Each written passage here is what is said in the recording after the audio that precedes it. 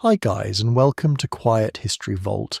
Tonight you stand beside a covered wagon at dawn, the canvas still pearled with cold moisture, the wheels sunk slightly into soft earth, and the whole enormous idea of heading west already feeling less like a dream and more like a test someone forgot to warn you about. The oxen breathe steam into the pale air. Leather creaks. A pot lid clinks somewhere nearby. You smell damp wood, flour dust, bacon grease, and the sharp animal warmth of beasts that will soon decide whether your future moves at all. It is exciting, of course. It is also the sort of exciting that comes with swollen ankles, blistered hands, and the quiet realization that you probably will not survive this in the tidy, glowing storybook way. So before you get comfortable, take a moment to like the video and subscribe, but only if you genuinely enjoy what I do here. And while you're settling in, post your location and local time below, because I always like imagining this little circle of night owls listening from all over the world. Now dim the lights, and place one hand on the wagon sideboard as if that can steady everything. The wood feels rough and dry against your palm. It smells faintly of sap and dust. This vehicle is not really a carriage in the elegant sense. It is not a rolling parlour. It is a freight box on wheels built to carry goods, not comfort. And that is one of the great facts of the Oregon Trail that surprises modern people. Most emigrants do not ride inside for long stretches. They walk beside the wagon day after day because the animals need every ounce of help, and because the wagon bed is already crowded with supplies. So now comes the first true trial. You choose what belongs. A barrel of flour, bacon packed in salt, beans, coffee if you can manage it, because even in hardship, people cling to ritual with the fierceness of saints and caffeine devotees. A sack of cornmeal, dried apples if you're fortunate, cast iron cookware that feels absurdly heavy until you imagine trying to cook without it. Spare wagon tongues, chains, tools, grease for the axles, rope needles, thread, medicines, gunpowder, lead shot, bedding rolled tight, clothing mended and folded, a Bible perhaps, a family quilt. Maybe a keepsake hidden in a trunk, something ridiculous by strict logic and absolutely necessary by the laws of the human heart. Every object must defend its place. You lift a chair, then set it down again. Too bulky. You pick up another skillet and hear the voice of common sense muttering that one is enough. You touch a stack of books and feel almost offended by reality. Knowledge is noble. Paper is heavy. The trail does not care. It reduces life to a blunt arithmetic of pounds, inches, and endurance. A mainstream truth sits at the center of this morning. Many wagons bound for Oregon in the 1840s and 50s carried roughly a ton or more of provisions, because the trip could take 4 to 6 months, and there would be long stretches with little chance to resupply. You do not need a historian to tell you that such weight matters. You feel it in your shoulders when you heave a sack.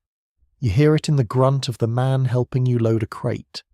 You see it in the way the wagon settles lower on its springs, and yet people still bring odd things. One emigrant account mentions a rocking chair, making part of the journey, which feels like the kind of decision made by someone who has either reached a state of supreme emotional wisdom or complete packing delirium. Somewhere else, a family hauls along delicate china, convinced civilization can be preserved one teacup at a time. You cannot even mock them too much.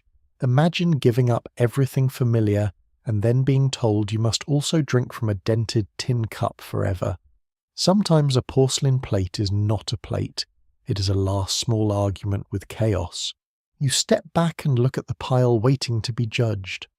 Sunlight climbs slowly over it. Nearby other families are doing the same grim dance.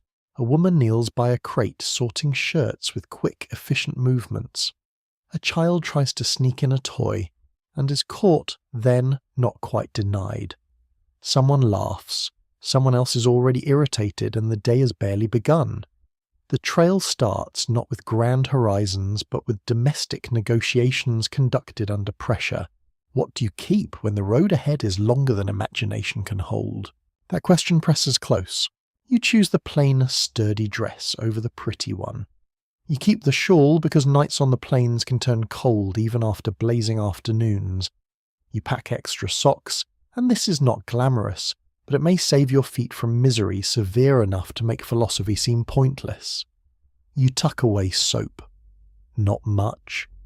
Just enough to remind yourself that cleanliness is still a thing human beings attempt even when living in a moving cloud of dirt. Then there are the tools that promise control: an axe, a shovel, a hammer, wheel grease dark and sticky with a smell that clings to your fingers. These things whisper that problems can be fixed, that broken wood can be mended, that stubborn metal can be persuaded, that a determined person with the right kit can keep disaster from taking up permanent residence.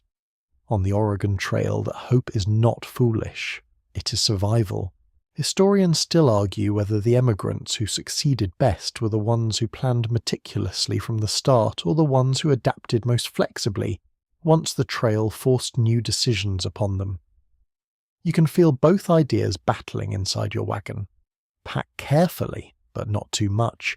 Prepare thoroughly, but not so rigidly that you cannot let go. A breeze moves the wagon canvas, and it makes a soft flapping sound like a held breath. You peer inside. The light under the cover is dim and milky. It is tempting to imagine this space as a little room, a shelter, a private retreat. But once packed, it will feel more like a crowded cupboard on wheels. Sacks will press against boxes. Tools will shift and knock. The smell of flour, leather, iron, wool, and dust will blend into something dry and close. On rainy days, the air inside may turn sour and damp. On hot days, it may feel like an oven draped in cloth. Cozy is not the word. Endurable is the word. Sometimes you place a quilt near the top not because it belongs there, but because the sight of it comforts you. Pattern matters. Familiar cloth matters. The hands that stitched it matter. The trail is not only a road across land, it is a long process of being rubbed raw and stitched back together by necessity. Somewhere a teamster calls to his oxen in a low rhythmic tone. Bells jingle faintly from harness gear. You hear a baby fuss then settle. You hear the scrape of a crate dragged across wood. You smell coffee at last, thin but glorious. And for a moment the whole camp seems to pause around that scent. This is how hope often arrives, not in speeches but in steam rising from a battered pot. You realise something then while fitting one last bundle into the wagon and pulling your hand away before it is pinched between hard corners. The journey has already begun, even though the wheels have barely turned. It begins here in the giving up, in the choosing, in the quiet understanding that every unnecessary pound left behind becomes a sort of invisible kindness to your future self. So you close the rear gate, you tie the canvas more firmly, you wipe your hands on your skirt or trousers, and look west where the land waits with perfect indifference. Behind you is the settled world with its doors, fences, and known routines. Before you is motion, dust, and uncertainty wrapped in bright morning light. And with the wagon now packed almost to its limit, you're ready to see what leaving home truly feels like. Morning does not ask whether you feel ready. It simply arrives pale and cool at first, then steadily brighter, until the camp that seemed almost gentle in the half-light turns busy and exposed. You hear harness chains clink, wagon tongues knock against wood oxen, snort and stamp. And somewhere nearby, a woman calls for a child who has wandered off with the fearless confidence of someone who has never yet had to count miles. The familiar world still lingers behind you in little fragments. A fence line in the distance, a chimney, a patch of cultivated ground that looks almost absurdly tame now. But already it is beginning to slip away. You climb up just enough to glance into the wagon one last time. Flour sacks, bedding rolls, iron pots, the quilt you placed where your eye could find it. Everything looks both secure and alarmingly temporary, as though one deep rut could rearrange your life in an afternoon. Then you step down again, because that is how this really works. The covered wagon is not your seat to the west. It is your burden, your storehouse, your weather shield, your hope chest, and sometimes your very annoying travelling cupboard. Most of the time you walk. That catches many people by surprise now. We imagine heroic wagon rides, dramatic silhouettes under sweeping skies, perhaps a little noble discomfort cushioned by romance. In truth, a great many emigrants spent much of the trail on foot, saving the animals and sparing the wagon from extra strain. So you begin as thousands once did, with your boots in the dust, and your body learning that going west means earning each mile one step at a time. The train starts slowly, always slowly at first. A shout passes forward, wheels groan. Oxen lean into the yokes with a kind of patient resentment that feels deeply justified. The wagon ahead of you lurches, then rolls. Your own follows with a drawn-out creak that seems to come from every wooden joint at once. And just like that, the settled world begins to loosen its grip.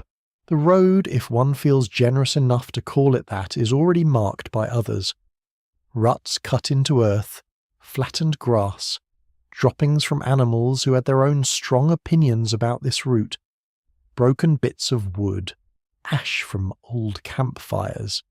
You're entering a moving corridor of human intention, a path made not by engineers but by repetition, by need, by rumour, by desperate optimism.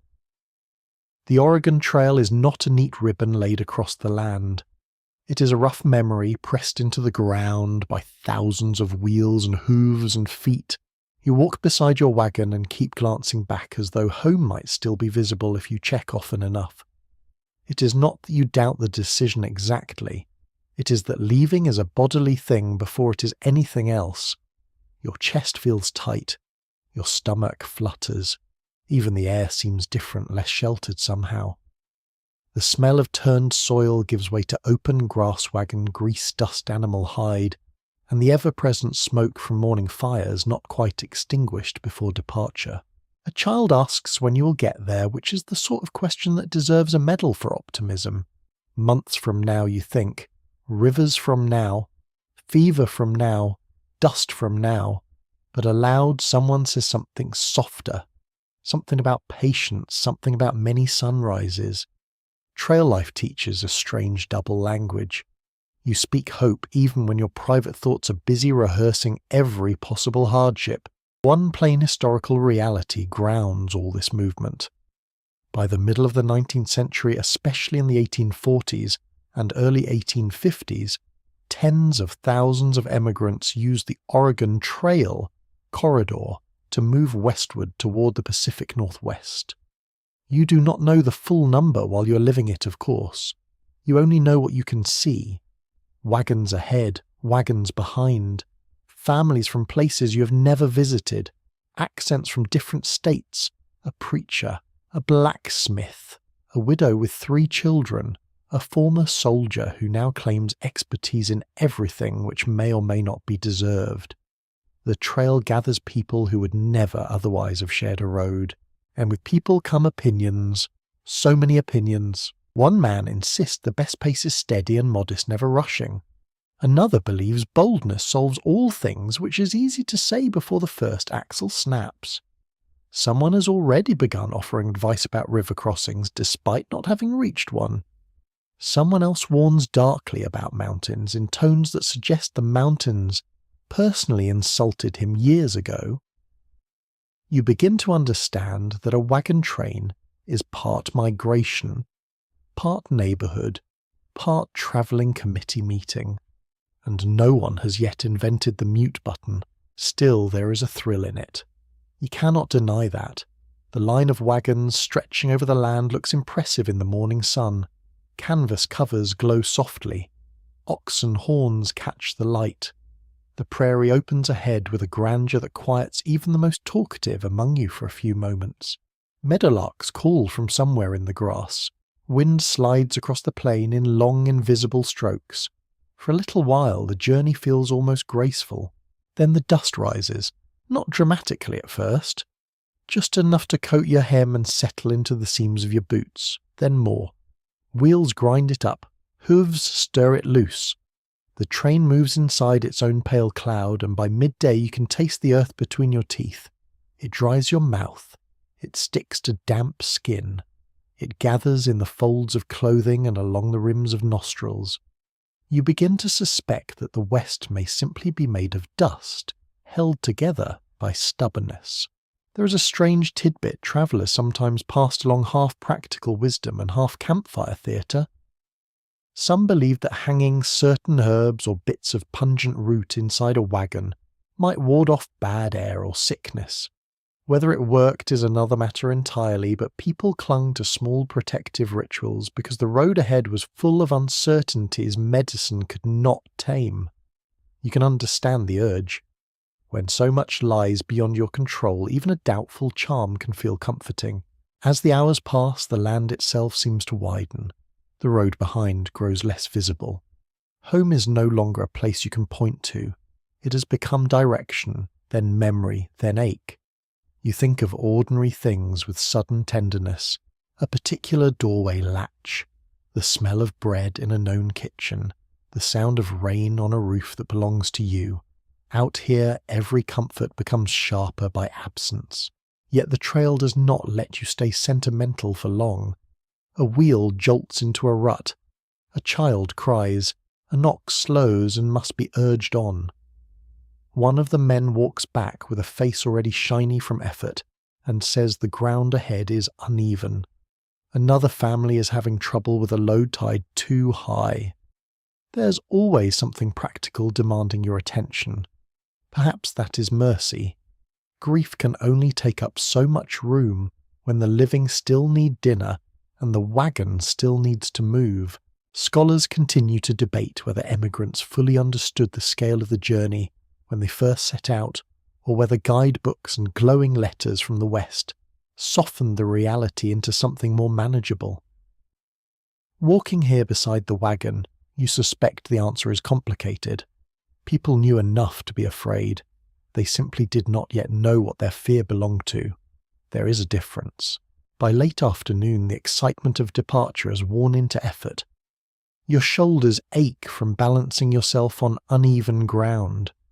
Your feet feel hot and rubbed raw in places you would rather not think about. The air smells of warm canvas animal sweat, crushed grass and smoke drifting from a wagon where someone started supper preparations too early and now carries the scent like a moving advertisement. You hear low conversation, occasional laughter, the pop of a whip used more as warning than cruelty, and the endless wooden music of wheels turning. When camp is finally called, relief moves through the company like a sigh. The wagons circle or gather as the leaders decide. Animals are unyoked. Fires are coaxed into life. Pots emerge. Children reappear as if conjured from dust. And as evening settles, you look back east once more, though there is little to see now except fading light. You have left.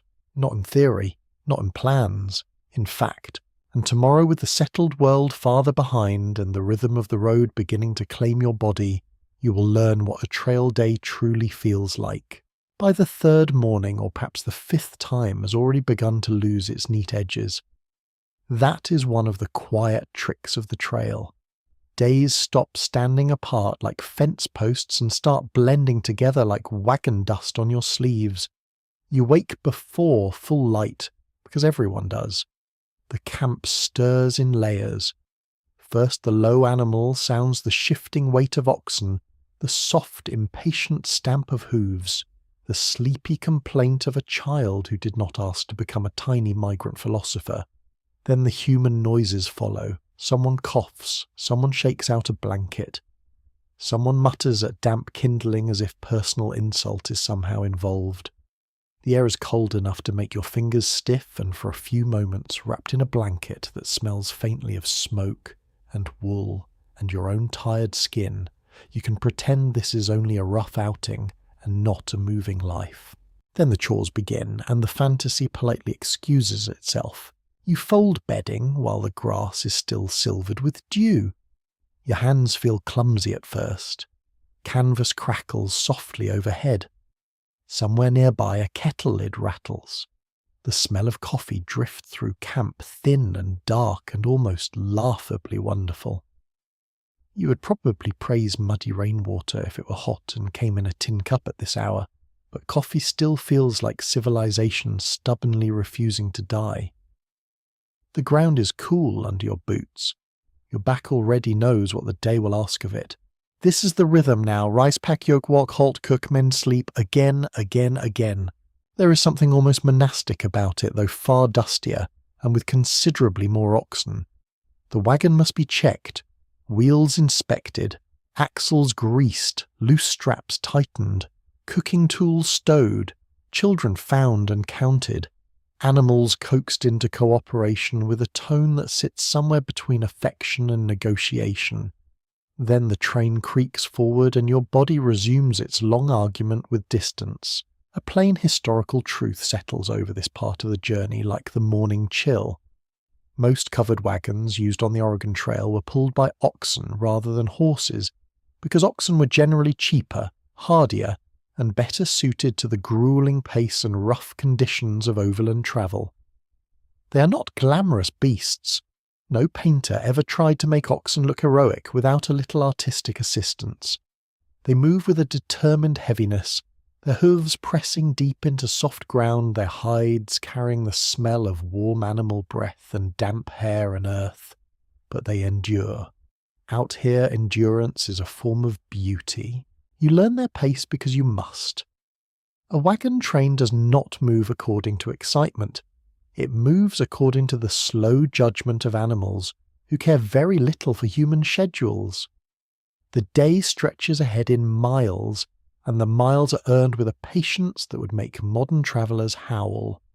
No station platform, no engine, no roadside cafe, no cheerful map app pretending this misery is scenic.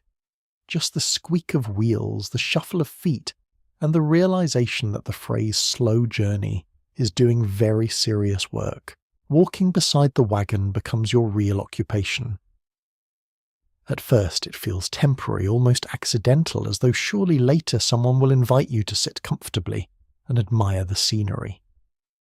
Instead, the scenery walks with you, while your legs gradually understand that this is the arrangement. Dust puffs around your ankles. Dry grass brushes your hems. Ruts force you to watch every step. The wagon beside you groans and sways a huge wooden companion that never stops reminding you how one ill-placed stone could upset the day. The sensations grow strangely intimate. Your shoulders feel the pull of fatigue from yesterday, before today is even properly underway. Sweat gathers under your clothes once the sun climbs. Dust settles on your lips and makes the inside of your mouth taste chalky. Leather straps warm in the heat and release that thick, sharp scent of worked hide. Grease from the wheel hubs leaves black smears on fingers and cuffs. Every noon meal tastes faintly of smoke and grit, no matter how carefully it is prepared. And still after a while this rhythm stops feeling impossible and starts feeling normal, which is perhaps the oddest part. You notice the order of things, who walks ahead, who lags, who always has a story ready for the slower stretch of afternoon, who complains artistically with enough flair to be entertaining, who says little and simply keeps moving. Trail life strips away some of the decorative layers people wear in settled places. Under strain, habits reveal themselves. One person becomes generous with water, another turns secretive over small comforts. A third discovers a talent for repairing straps, quieting frightened children, or making a miserable campfire biscuit somehow edible. There's also boredom, and it deserves its place in the story. We often imagine great historical journeys as a chain of dramatic scenes: storm, river crossing, illness, triumph. But much of the Oregon Trail is repetition. Vast, ordinary repetition. The road ahead, the road beneath, the road behind. It can be hypnotic. Sometimes your thoughts wander so far that the creak of the wagon seems to enter your bones. Sometimes you stare at the sway of the canvas cover and forget for a moment that you ever lived another way. Then something small snaps you back. A prairie dog darting near the path, a child stumbling and being caught, a wheel hitting a rut hard enough to jolt every dish inside. Life on the trail is never completely tranquil. It only comes in long stretches where disaster has the courtesy not to interrupt. A wonderfully odd tidbit from emigrant lore concerns people tying little bunches of sage or other fragrant plants to wagon bows or tucking them into bedding, partly for scent and partly because any improvement to the smell of a crowded wagon felt like a scientific breakthrough. You can hardly blame them. After a few days of oxen, damp wool, unwashed bodies, bacon, grease and trapped canvas heat, even a modest herbal whiff begins to seem like luxury bordering on spiritual renewal. By midday the sun pushes hard, light flashes off metal fittings, heat gathers under bonnets and hats. The horizon shimmers just enough to make distant wagons look ghostly. Your pace slows without permission. No one speaks much for a while. Even the chatterers save their energy. You hear mostly footsteps, harness sounds, and the dry whisper of wind over grass. The prairie can seem empty from a distance, but up close it is full of small noises. Insects rasping, birds calling from somewhere unseen, the brush of seed heads against skirts, the quiet click of stones under wheels, and then there is the noon halt never long enough to count as true rest. Animals graze if they can. People crouch in whatever shade exists, which is often a joke with no punchline. Food comes out. Perhaps cold bacon bread, maybe beans from the night before. Water is shared with caution. Faces are streaked with dust cheeks reddened by sun and wind. Yet there is often a little laughter. Trail humour tends to survive because it must. Someone jokes that your wagon walks more than you do. Someone else claims the oxen are secretly in charge, which seems less joke than observation. Researchers still disagree about how disciplined wagon trains truly were on an ordinary day, whether strict organisation was common, or whether many groups functioned with more improvisation than later memory liked to admit. Walking here among the creaks and pauses and little personal habits, you suspect order exists, but it is a human order patched together uneven at the edges, dependent on weather and temperament, and the daily condition of wheels, animals and feet. By late afternoon your body feels used up in very specific ways. The soles of your feet burn, your calves tighten, a strap has rubbed your shoulder, your hands are dry from handling rough wood and rope. You're not dramatically suffering, you're simply being worn down grain by grain by the steady friction of going on. That more than heroics may be the real trail lesson. Hardship often arrives not as one grand catastrophe, but as 1,000 small demands that never fully stop. Yet evening offers a kind of forgiveness. When the wagons halt and the animals are unyoked, stillness settles slowly. Fires are lit. Supper begins. The day closes around camp like a blanket that smells of smoke and tired relief. You sit for a moment on an upturned bucket or folded bedding and feel the pulse in your feet. The sky softens, voices lower. Someone stretches and groans with theatrical misery. Someone else laughs. The wagon stands quiet at last, canvas dim in the slanting light as if it too has earned its rest, and with the road now teaching you its slow, relentless pattern, you begin to understand that the journey will be carried not by grand moments alone, but by these repeated days, these ordinary efforts, these small evening comforts waiting at the end of every long walk. By evening the trail loosens its grip just enough for you to remember that you're still a person, and not merely a pair of feet attached to a dust-coated wheel. The wagons stop one after another with long wooden sighs. Oxen lower their heads. Harness is unfastened. Chains clink softly in the cooling air. For a few moments the whole camp seems to hover between labour and rest, between vigilance and relief. Then the familiar scramble begins. Fires, water, supper, bedding. Children rounded up from wherever they have drifted. A dropped spoon recovered from the grass. A kettle set down too hard. Someone laughing already, because if you do not laugh now and then, the prairie will happily turn you into a dried husk of grim determination. This hour becomes precious very quickly. All day the land feels huge and indifferent. At camp, human scale returns. You can hear voices instead of wind for once. You can smell food instead of axle grease, animal sweat and heated canvas. Smoke rises in pale ribbons, bacon sizzles, flour and water are worked into dough by hands that have done too much already. A pot bubbles with beans that have seen better days and will nevertheless be eaten with gratitude.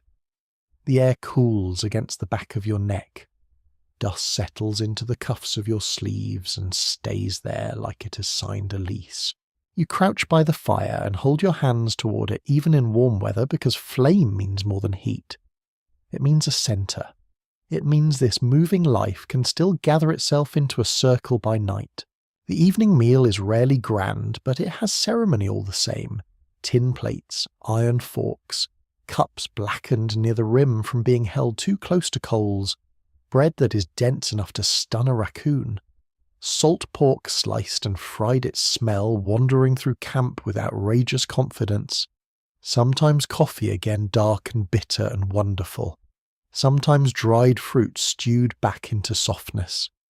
The taste is plain, repetitive, and occasionally suspicious, yet after a day of walking it feels magnificent. Hunger is an excellent cook if a ruthless one. One well-established detail from trail life is that emigrants often camp near water whenever possible, not only for drinking but for cooking, washing, and animals. So the evening has its geography. A stream if you're lucky, a muddy bank if luck has wandered off, buckets sloshing, soap rubbed into cloth, skirts lifted from the wet edge, men and women taking turns with chores that never entirely disappear. Water means work, but also a little restoration. You rinse your face, and the cold shocks you awake for a second. Dust streaks away in pale ribbons. Your skin feels human again, and then there are the sounds. Low talk, the scrape of a ladle against iron, a cough from somewhere beyond the firelight, harness leather being checked even now because tomorrow does not pack itself, the soft, steady cropping of animals grazing nearby, a baby finally asleep, someone humming under their breath. Sometimes a fiddle appears because human beings can drag music astonishing distances if given the slightest excuse. The notes are not always polished. They do not need to be. On a trail like this, melody is less performance than medicine. You notice how different people become at dusk. The stern man who spent all afternoon criticizing wheel placement suddenly produces a surprisingly sweet singing voice. The woman who marched all day in practical silence now tells a story so dry and funny that half the camp starts grinning into their cups. Children dusty as wild little turnips regain their energy precisely when adults are losing theirs. Someone mends a shirt by firelight. Someone reads a few verses from a Bible, while others listen with heads bowed not always from piety alone, but from fatigue. There is room for faith here and for habit, and for plain comfort dressed in the clothes of faith. A less expected little detail from overland accounts is how prized a scrap of sweetness could be. Molasses, a bit of sugar, even hard candy saved from the start of the trip might be brought out in tiny amounts and treated almost ceremonially. A child handed a single sweet after a brutal day might look as though the kingdoms of the earth had been briefly transferred into their care. It is strangely moving, really. Civilization distilled into one sticky bite. You sit close enough to the fire to feel warmth on your shins and cool night gathering behind your shoulders. The smell of smoke settles into your hair and clothes so thoroughly that by now it has become part of your identity. Somewhere overhead, the sky deepens into that wide western dark that feels taller than the sky back home, though perhaps it only seems that way because there are fewer roofs and trees to interrupt it. One by one, stars appear. The camp grows smaller under them. This is when thought slips in. All day there's too much motion for reflection to spread out. But now, with your hands briefly idle, your mind begins its evening wander. You think of home in odd fragments rather than grand pictures. A shelf, a gate hinge, the smell of yeast bread in a warm kitchen, the exact way lamplight used to fall on one corner of a table. Memory on the trail is rarely theatrical. It sneaks in through detail, and often it comes hardest during these quieter hours when the body is no longer too busy to feel. There are also stories, always stories. Tales from people farther along in life. Rumours from those who swear they heard of a wagon lost in a river 300 miles from here. Advice passed around as though spoken truth gains authority from smoke and darkness. Some of it is practical, some is nonsense with excellent delivery. One person insists bacon grease rubbed on boots will keep them softer and more weather-resistant. Another recommends sleeping with your clothes under your blanket so the morning cold will not feel like an insult from the devil himself. That second one frankly has merit. Experts do not fully agree on how often evenings on the trail felt communal and cheerful versus tense and strained.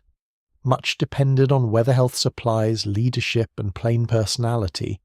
A camp could be companionable one night and brittle the next. But sitting here, listening to a burst of laughter from the next fire over you, can believe that such moments of fellowship mattered greatly. Without them, the journey would shrink into mere endurance.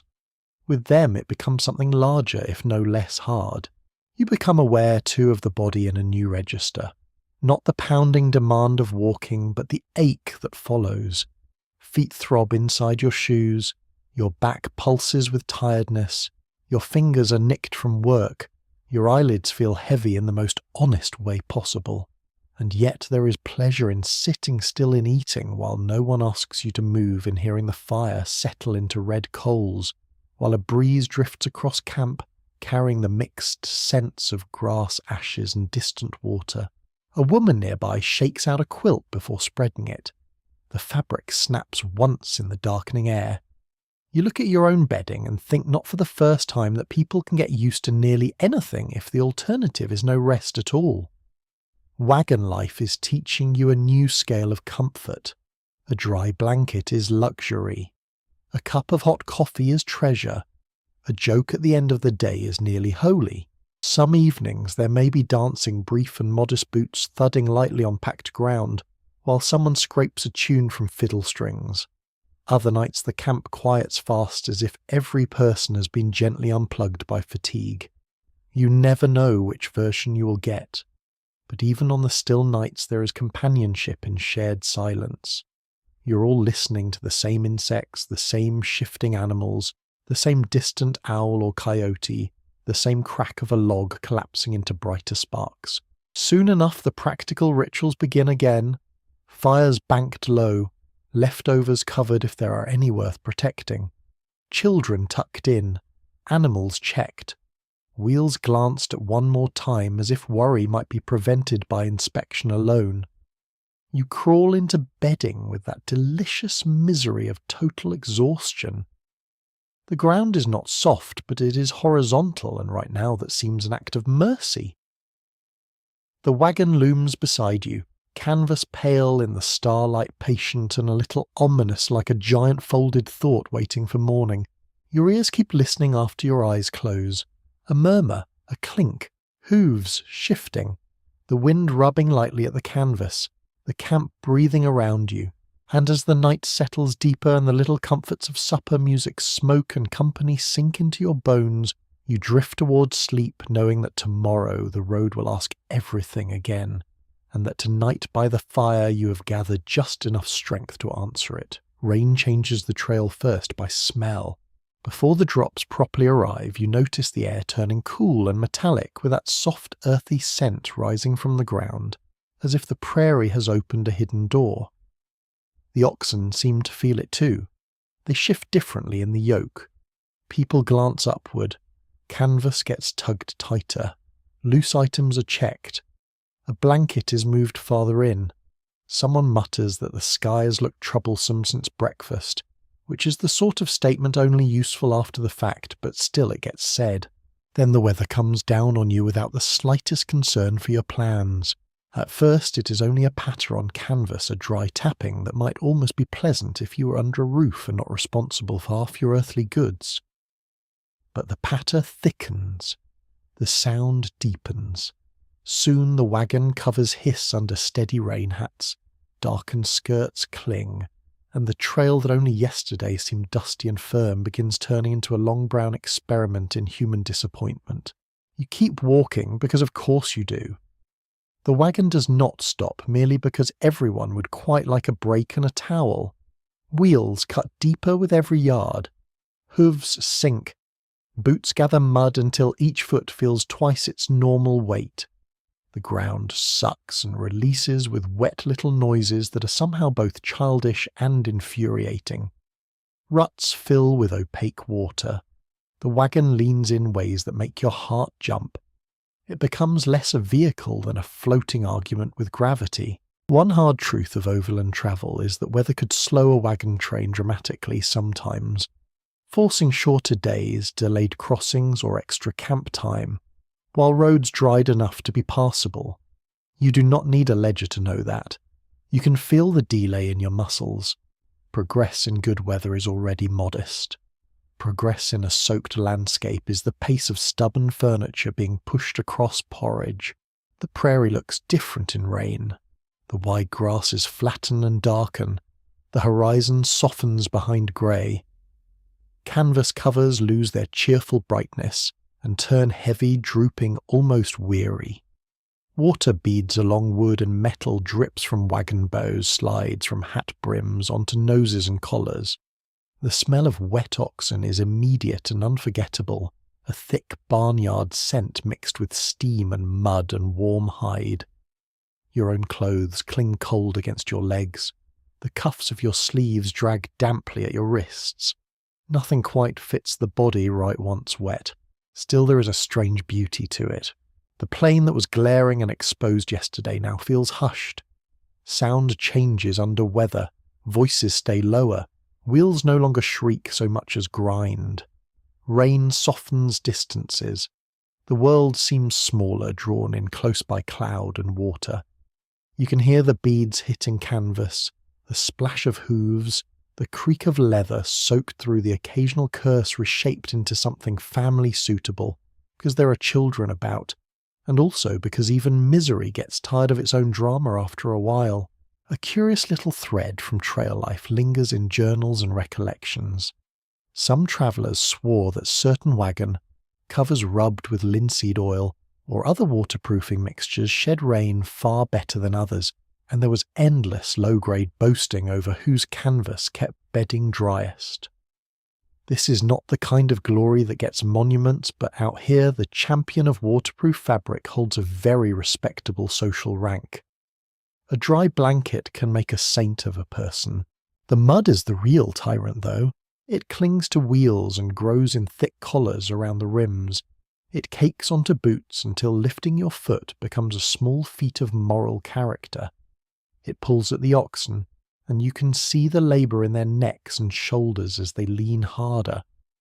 There are moments when the wagon seems to stop altogether, not because it has fully stopped, but because movement has become so reluctant it barely counts. A man shoulders at a wheel. Another calls to the team. A woman grabs a child before they slide in a rut deep enough to swallow half a shin. Someone laughs in disbelief because the alternative is simply standing there in the rain and accepting defeat like a wilted cabbage. The trail itself is rarely kind about where it sends you. One stretch may be grassy and merely damp. The next is a broken mess of churned soil, old ruts, standing water, and deceptive surfaces that look firm until a wheel sinks with a wet lurch. You learn fast not to trust appearances. A smooth patch may hide a trap. A dry ridge may be worth detouring toward. Everyone becomes in their own amateur way a reader of ground. There is also the heat because weather is not content with one personality. After rain may come steam. The sun breaks through and begins lifting vapour from the grass and the road and the backs of the animals. Then the trail turns muggy. Your clothes begin to dry unevenly, leaving some parts clammy and others scratchy with stiffened mud. Boots steam, hair frizzes or flattens according to its own inscrutable code. The wagon canvas smells now of wet cloth warming again, not a terrible smell exactly, but one that says very clearly you live outdoors whether you meant to or not, and then on other days there is no rain at all, only heat. Not a theatrical desert heat yet, but prairie warmth that climbs steadily until the air above the track flickers. The wagon throws a narrow strip of shade that is never where you need it. Dust returns the moment the ground dries, proving that the trail has an impressive range of ways to make itself unpleasant. You feel sun at the back of your neck under your hat brim across your hands. Sweat tracks lines through the dust on your skin. Tin cups grow warm to the touch. A breeze, when it comes, feels almost affectionate. There is a reason weather occupies so much space in recollections of the journey. It gets into everything. It changes tempers, schedules, appetites, even the sound of camp at night. A cool evening after a blistering day can make people almost tender with relief. A wet dawn can sour the mood before breakfast. Thunder at a distance can send everyone into brisk efficiency. A season lives not on the calendar here but in the body. Researchers continue to discuss how much control wagon companies truly had over bad weather and road conditions, versus how much success depended on sheer luck in timing. A train that left too early might meet swollen rivers and spring mud. One that left too late could face harsher shortages farther on. Standing ankle-deep in muck while a wheel groans forward inch by inch, you would be forgiven for concluding that timing is simply a polite word for guessing against fate. Camp in wet weather has its own particular misery. Fires are harder to coax alive. Wood smokes more than it burns. The smoke stings your eyes and settles into every thread of cloth as if trying to become permanent. Supper takes longer. Damp bedding must be shaken out and rearranged. Children are cross. Adults are cross, trying not to look cross. Yet even here, human stubbornness performs its little miracles. Someone manages coffee. Someone gets biscuits cooked despite everything. Someone shares dry tinder saved in a tin. These modest acts shine brighter in bad weather than any grand speech about perseverance. You begin to notice that the trail is teaching a kind of weather humility. At home, rain can be an inconvenience. Here it can become the organising fact of the day. Heat is not just heat, but energy drained water, consumed distance reduced. Wind is not just atmosphere, but a force that shoves. At canvas, dries throats, chills, wet clothes, fans, flames, carries dust into teeth and eyelids. The land does not host your journey, it supervises it. By evening, if the storm has passed, the sky may clear in spectacular fashion, as if trying to make amends with gold light along the cloud edges and a washed clean openness over the grass. Puddles reflect the fading colour. Wheels stand rimmed with drying mud. The oxen lower their great patient heads to graze. Steam rises faintly from the ground. Your own body feels users damp, tired, and oddly proud of having remained upright through another day of indignity. You sit at last perhaps on a box near the wagon, perhaps on the ground because standards have begun to erode. Your boots are filthy. Your hem is a public tragedy. Your hands smell of wet leather smoke and earth. But the campfire, once coaxed to life, glows warmly against the dusk, and somewhere a pot begins to simmer. Tomorrow will bring some new complaint from the road. For now you listen to the last drops falling from canvas and think about how quickly the trail can change underfoot, and how soon you will learn that water itself in every form rules much more of this journey than you first imagined. By now you stop thinking of water as a pleasant detail in the landscape and start treating it as the quiet ruler of the trail. It decides where you pause, where you hurry, where animals are watered, where camp is tolerable, and where tempers begin to fray. A thin stream can feel like grace. A muddy pool can still feel like luck. A dry stretch ahead can haunt conversation for hours before you reach it. The road west is measured in miles, yes, but also in cups, buckets, barrels, and worried glances at the next bend. Morning begins with thirst already in mind. Your mouth feels dry before the sun has even climbed. Coffee helps in that dramatic little way coffee always does, making you briefly believe all problems are manageable, but everyone knows the true concern is what comes after. Canteens are checked. Barrels are inspected.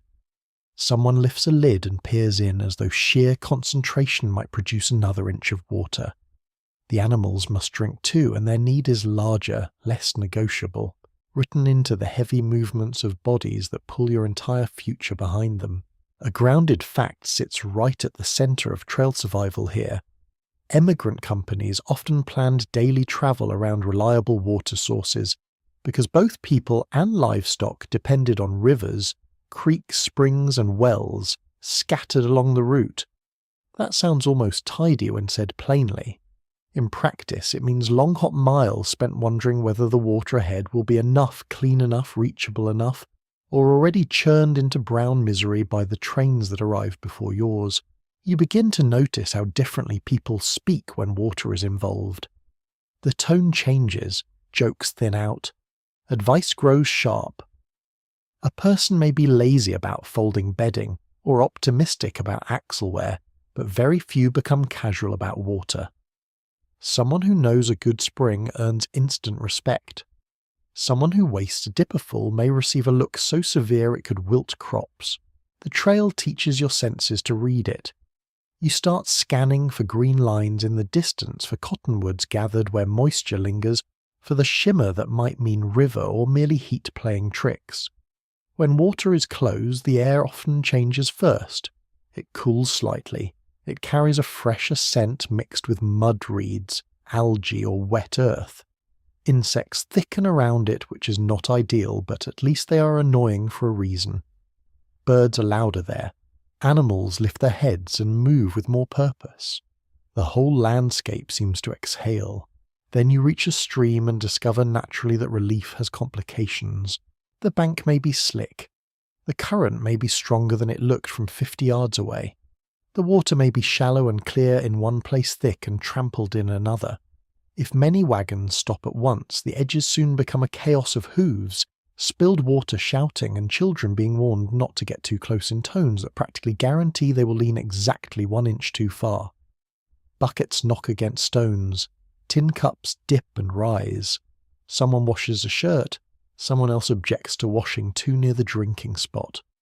Civilization, you discover, remains mostly a matter of arguing over where to do the laundry. There were also wells along parts of the overland route, some improved, some crude, some famous enough to appear in guidebooks and recollections. A decent well could feel almost luxurious after days of uncertain supply. A bad one could produce brackish disappointment strong enough to offend the soul. You lower a bucket, hear the rope, rasp, then wait for the splash with absurd intensity. When the bucket comes up dark and dripping, you peer in like a pilgrim receiving a vision. Water has never looked so beautiful, even when it smells faintly of minerals and regret.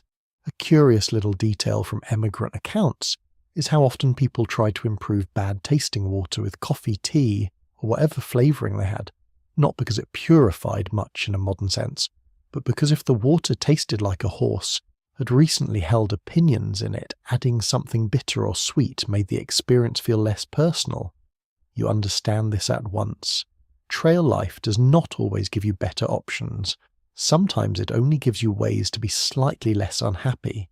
Heat makes all of this sharper. By noon the sun pushes down, and the land seems to flatten into glare. Your tongue feels thick, lips chap. The tin cup against your hand warms almost immediately. You begin to understand that thirst is not dramatic at first. It begins as distraction, a small dryness, a craving for the next stop. Left unchecked, it turns mean. People grow quiet, then irritable, then stubborn in unhelpful ways. Children wilt, animals slow.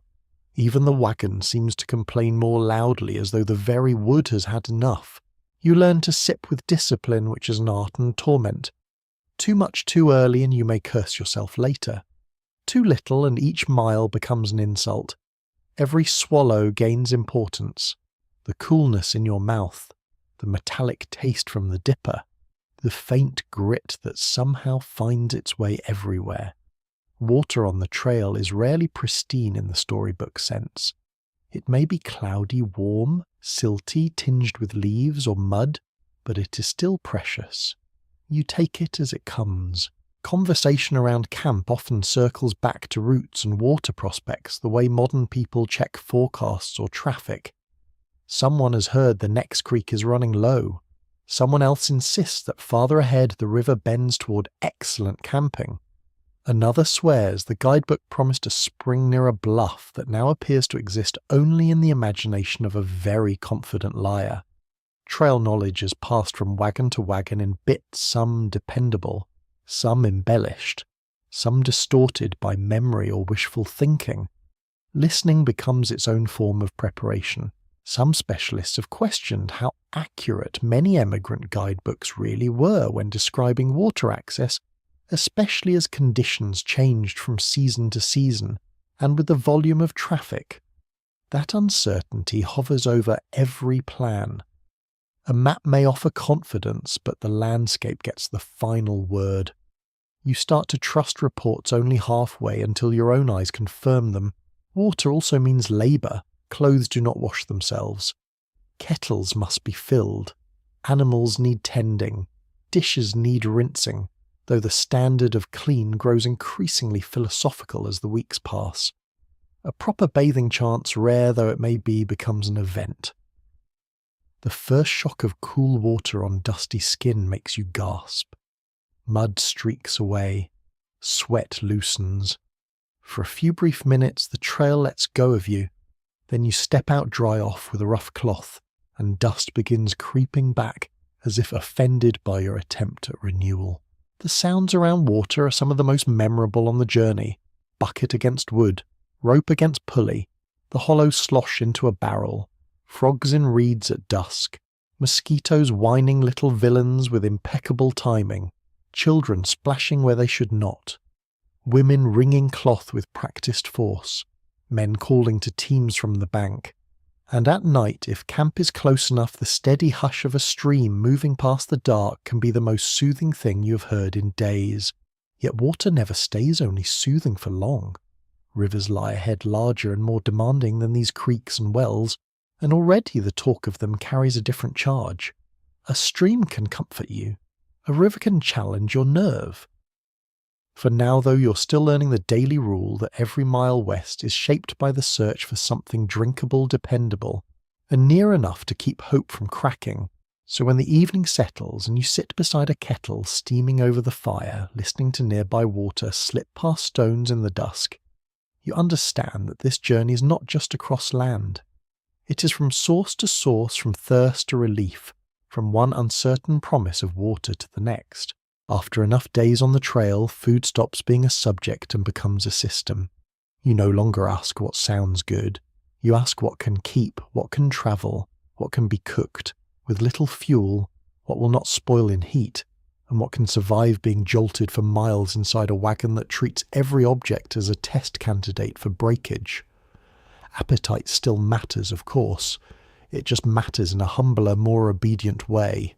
Hunger now sits at the table like a stern relative and expects gratitude for whatever appears. Morning often begins with leftovers or something close to them. Biscuits if there were biscuits. Bacon if there is still bacon to spare. Coffee almost always the emotional backbone of breakfast, if not the nutritional one. The smell reaches you first, lifting through the chill air with that bitter, dark promise that for a few moments at least the world will make sense. Then comes the rest.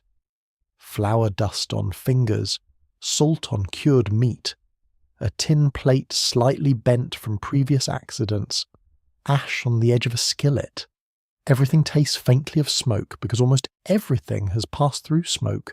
This is one of the most ordinary truths of overland travel. The trail diet leaned heavily on durable staples such as flour, bacon, beans, coffee, sugar, and dried foods because fresh provisions were difficult to carry for months without refrigeration. It is not glamorous, but then the trail has little interest in glamour. It is interested in what lasts. Flour lasts, salt pork lasts, beans last. Human enthusiasm for eating the same things over and over does not last nearly as well, but no one has asked your preferences. By now you know the smell of frying bacon can lift morale from half dead to nearly cheerful in under a minute. You also know that salt pork, when repeated, too often acquires a personality.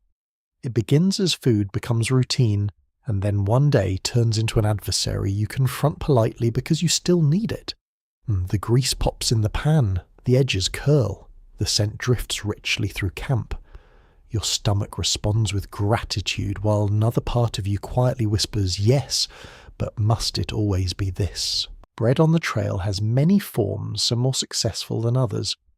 Dough mixed with flour water, maybe a bit of salt, maybe a little shortening if fortune smiles. It is shaped by whatever hands are free, then baked in a Dutch oven cooked in a skillet, or transformed into biscuits dense enough to survive social criticism. Sometimes it comes out warm and wonderful. Sometimes it could plausibly be used in defensive architecture. Either way, it gets eaten. Beans have their own long, patient presence. Soaked if time and water allow boiled when there is fuel enough stirred until soft seasoned if seasoning exists, tolerated if it does not. They are reliable in the way certain people are reliable. Not thrilling, not elegant, but there when needed. Dried apples or peaches, if packed at the start, can be stewed into something almost luxurious. Cornmeal can become mush cakes, or another variation on survival disguised as supper. Rice appears in some wagons, though not always in abundance. Molasses or sugar, when available, becomes less an ingredient than a tool for persuading weary humans to continue being cooperative. A lesser known but very human detail from trail recollections is that some emigrants carried pickles, preserves, or jars of fruit for as long as they could manage, not merely for nourishment, but because one sharp or sweet taste could cut through the endless sameness of flour and meat, like a brass band entering a prayer meeting. Imagine it. Weeks of plain food and then suddenly a spoonful of preserved peach, or a bite of pickle bright enough to wake every taste bud from the dead. No wonder people guarded such luxuries like treasure. You begin to notice how boredom changes food. It is not only the hunger that matters, but the repetition. Biscuit again, bacon again, beans again, coffee again. Though coffee escapes complaint because it has wisely made itself indispensable. At first the simplicity feels manageable. Then days lengthen into weeks and every meal arrives carrying the previous meal inside it. You chew and think not this is bad, but rather this is familiar in the most exhausting way possible. There is also the problem of freshness, or rather the lack of it. Fresh milk disappears early unless a family brings cows and manages them successfully. Fresh eggs vanish or break. Butter softens, spoils, or becomes difficult to keep. Vegetables dwindle quickly. Meat that is not preserved cannot be trusted for long. The trail strips the table down to what time and motion will permit. A raw onion, when one appears, can seem almost dazzling. A handful of berries gathered at the right place can feel like a message from a kinder planet. Meals not only about taste, they're about labour. Someone must fetch water, tend, fire, mix, dough, slice, meat, stir pots, wash utensils as best one can repack supplies, and somehow do all of this while tired enough to fall asleep standing. Women often carried an enormous share of this domestic burden, even while also walking, caring for children, mending clothes, and helping manage camp life in every direction at once. Men cooked too in some companies, especially when circumstances required it, but the daily grind of feeding people on the trail often fell heavily on women's hands. You can see it in the cracked knuckles, the quick, practiced movements, the way a woman may sit down only after everyone else has something to eat.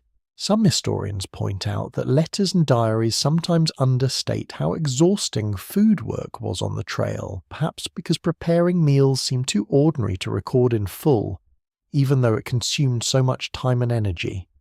That feels right. Great journeys are often built from tasks too repetitive to seem memorable, until you imagine life without them.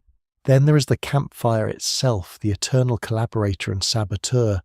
On a good evening it burns steadily, coals glowing, red pots heating evenly, smoke drifting. Just enough to discourage insects without entering your eyes.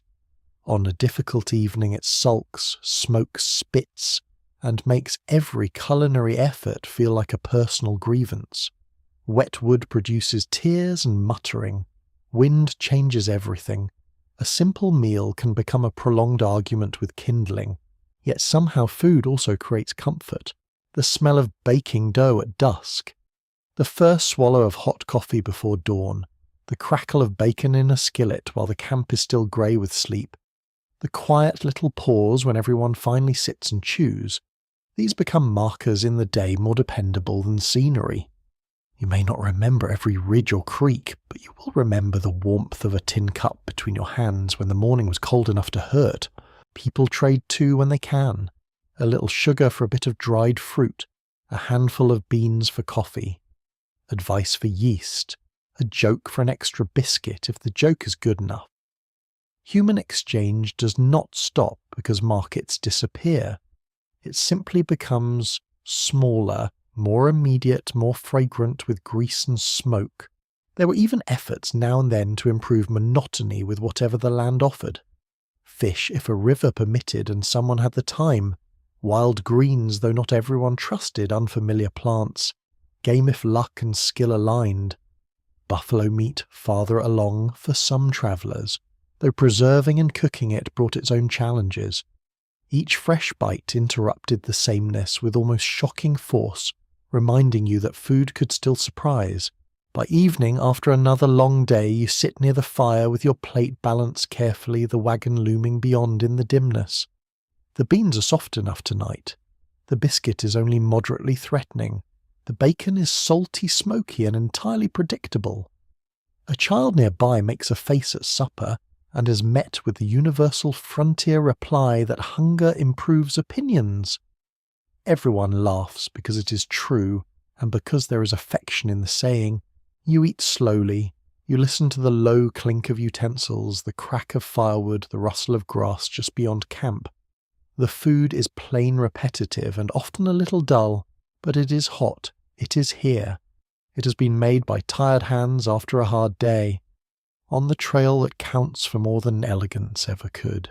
And as you lick a thumb clean of flour and salt, already half wondering what tomorrow's meal will taste like, and knowing the answer too well, you begin to see how food on this journey is not about delight, so much as endurance, and how the burden of keeping everyone fed rests on shoulders you will soon watch more closely. By this point, the trail has taught you that every person in a wagon company carries more than a bundle. They carry a role, an expectation, a share of the strain that may not be neatly written down anywhere, yet is felt in every meal cooked, every child soothed, every wheel steadied, every garment mended before dawn. Out here age matters, gender matters, strength matters, but not always in the tidy ways people imagined back home. The road has a way of redistributing importance. A person overlooked in town can become essential by the fire. A child can be both burden and blessing in the same afternoon.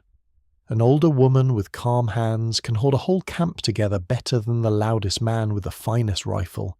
Morning begins, as it often does, with too much to do and not enough softness in the hour.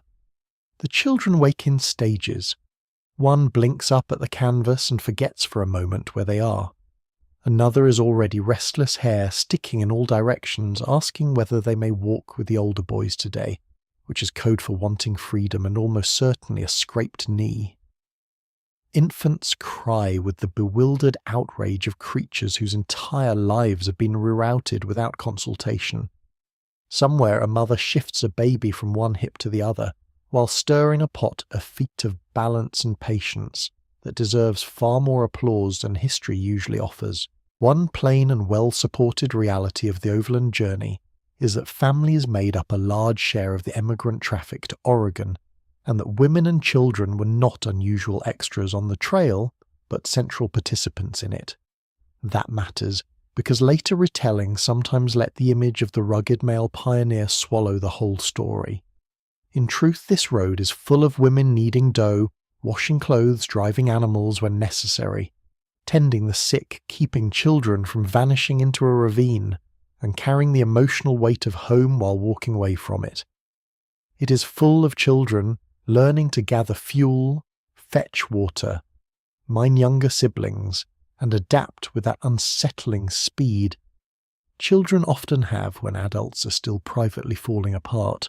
You watch a little girl carefully fold bedding that is nearly as large as she is her face set, with the fierce seriousness of someone eager to be useful. A boy is sent to gather chips for the fire, and returns proudly with a load that is both impressive and partially inappropriate because somewhere in it he has included an object that definitely should not be burned. Another child trudges along beside the wagon all morning, then suddenly bursts into laughter at the sight of a prairie dog as if delight itself has ambushed them out of the grass. Children on the trail work, but they also transform it. They ask alarming questions at supper. They find treasures in worthless things. They quarrel magnificently, forgive quickly, and treat camp life with a flexibility that both inspires and annoys the adults around them. One minute you're afraid for their safety. The next you're grateful for the sound of their play, because without it the journey might harden into something too bleak to bear. There are stranger little details too. In some recollections, emigrant children were allowed to gather odd souvenirs along the route. Polished stones, feathers, curious bits of bone, even wagon parts discarded by other travellers, creating little private museums of the trail in pockets and boxes. It's exactly the kind of thing children would do, and somehow it feels touching. Adults record mileage and weather. Children remember the shiny pebble the bird called a ridiculous-shaped stick that looked like a dancing man. Women's work, meanwhile, surrounds everything. It does not pause because the wagon is moving. It changes shape and continues. Clothing wears out fast in dust and weather, so there is mending by firelight thread bitten off with tired teeth, needles tucked into shawls for safety. Meals must appear from stores that never seem abundant enough. Laundry becomes a campaign whenever water is available. Small illnesses are watched with quiet vigilance. A scraped hand is washed. A fevered forehead is touched. Hair is combed if time permits. Buttons are replaced. Morale is managed with food tone, and the simple miracle of making one more evening feel survivable. And yet the trail can also force a rearrangement of labour. A woman may take the reins if needed. A man may cook if his wife is ill. Older children may become astonishingly competent not because anyone wanted to rush them into usefulness, but because the road rewards every pair of working hands. Roles remain shaped by 19th century expectations, certainly, but hardship can be an impatient editor. It trims away the less useful assumptions first. Some researchers have suggested that diaries written later in life may soften how much strain women actually bore, partly because endurance was treated as ordinary feminine duty rather than notable labour. That feels sadly plausible. What gets praised in public and what keeps a camp functioning are not always the same thing. Out here, if the flour is rationed wisely, the socks are mended, the child with a cough is watched, and the supper appears hot, the journey continues. That is not decorative work. It is structural. Older people face the trail in their own way. An elder may not walk as easily or lift as much, but experience can become its own form of muscle. A grandmother knows how to settle a frightened child. A grandfather may remember weather signs or animal habits that others miss. An aging traveller with a bad knee may still be the one everyone trusts to decide whether a creek bank looks stable enough for camp. Age on the trail is complicated. It can mean frailty, yes, But it can also mean steadiness when steadiness is rarer than ammunition. There are painful moments too. An older traveller falling behind. A woman trying to hide exhaustion because there is no safe use for collapse. A mother continuing to cook while worried sick over a feverish child. The trail is not fair in how it distributes effort. Some people carry more than their share because there is no choice, and because love in such conditions often takes the shape of continued work rather than spoken tenderness. You notice the sounds of that work more clearly now. The brisk snap of cloth shaken clean, the scrape of a washboard, the low murmur used to hush a baby at dusk. The short, firm command of a woman who has decided nonsense will now end. The hum of a lullaby almost lost under wagon creaks. The small clatter of a child's gathered treasures emptied from a pocket before bed. The prairie is vast, but daily life is built from intimate sounds. Evenings show these dynamics best. A woman sits with her shoes off, at last rubbing her swollen feet, while still answering questions from 2 children and keeping an eye on the pot. A teenage boy proudly reports that he helped fix a trace chain. A younger child falls asleep mid-chewhead, lolling forward with comic surrender. An old man stares into the fire for a long while, saying little, then offers one quiet sentence so sensible that everyone else adjusts their plan for the morning around it. This is how the company functions, not as a parade of heroes, but as a web of useful acts. A less obvious point, though, an important one, is that emotions travel too. Homesickness does not belong only to adults. Children miss people and routines they cannot always name. Women miss sisters, gardens, ordinary utensils, known neighbours. Older people may miss the settled life with an ache sharpened by the knowledge that they may not see such familiarity again. Yet the trail leaves little room for prolonged collapse. Feelings are folded into the day's work. Grief can stir the beans while keeping watch for a wandering toddler. There is also tenderness, though it rarely arrives in grand flourishes. A shawl settled over sleeping shoulders. The last sweet bite passed to a child. A father carrying a drowsy daughter from the fire to the bedding. An older woman braiding a girl's hair in the evening while both sit too tired to speak much. These scenes would never dominate the official maps of westward expansion, yet they are among the truest things on the road. By night, as camp quiets, you begin to sense how deeply this journey depends on the people history once pushed toward the edges of the frame. The trail does not move only because oxen pull and men choose direction. It moves because women keep life organized inside disorder, because children adapt and assist and remind everyone what the future is supposed to be for, because elders offer judgment when strength alone is not enough.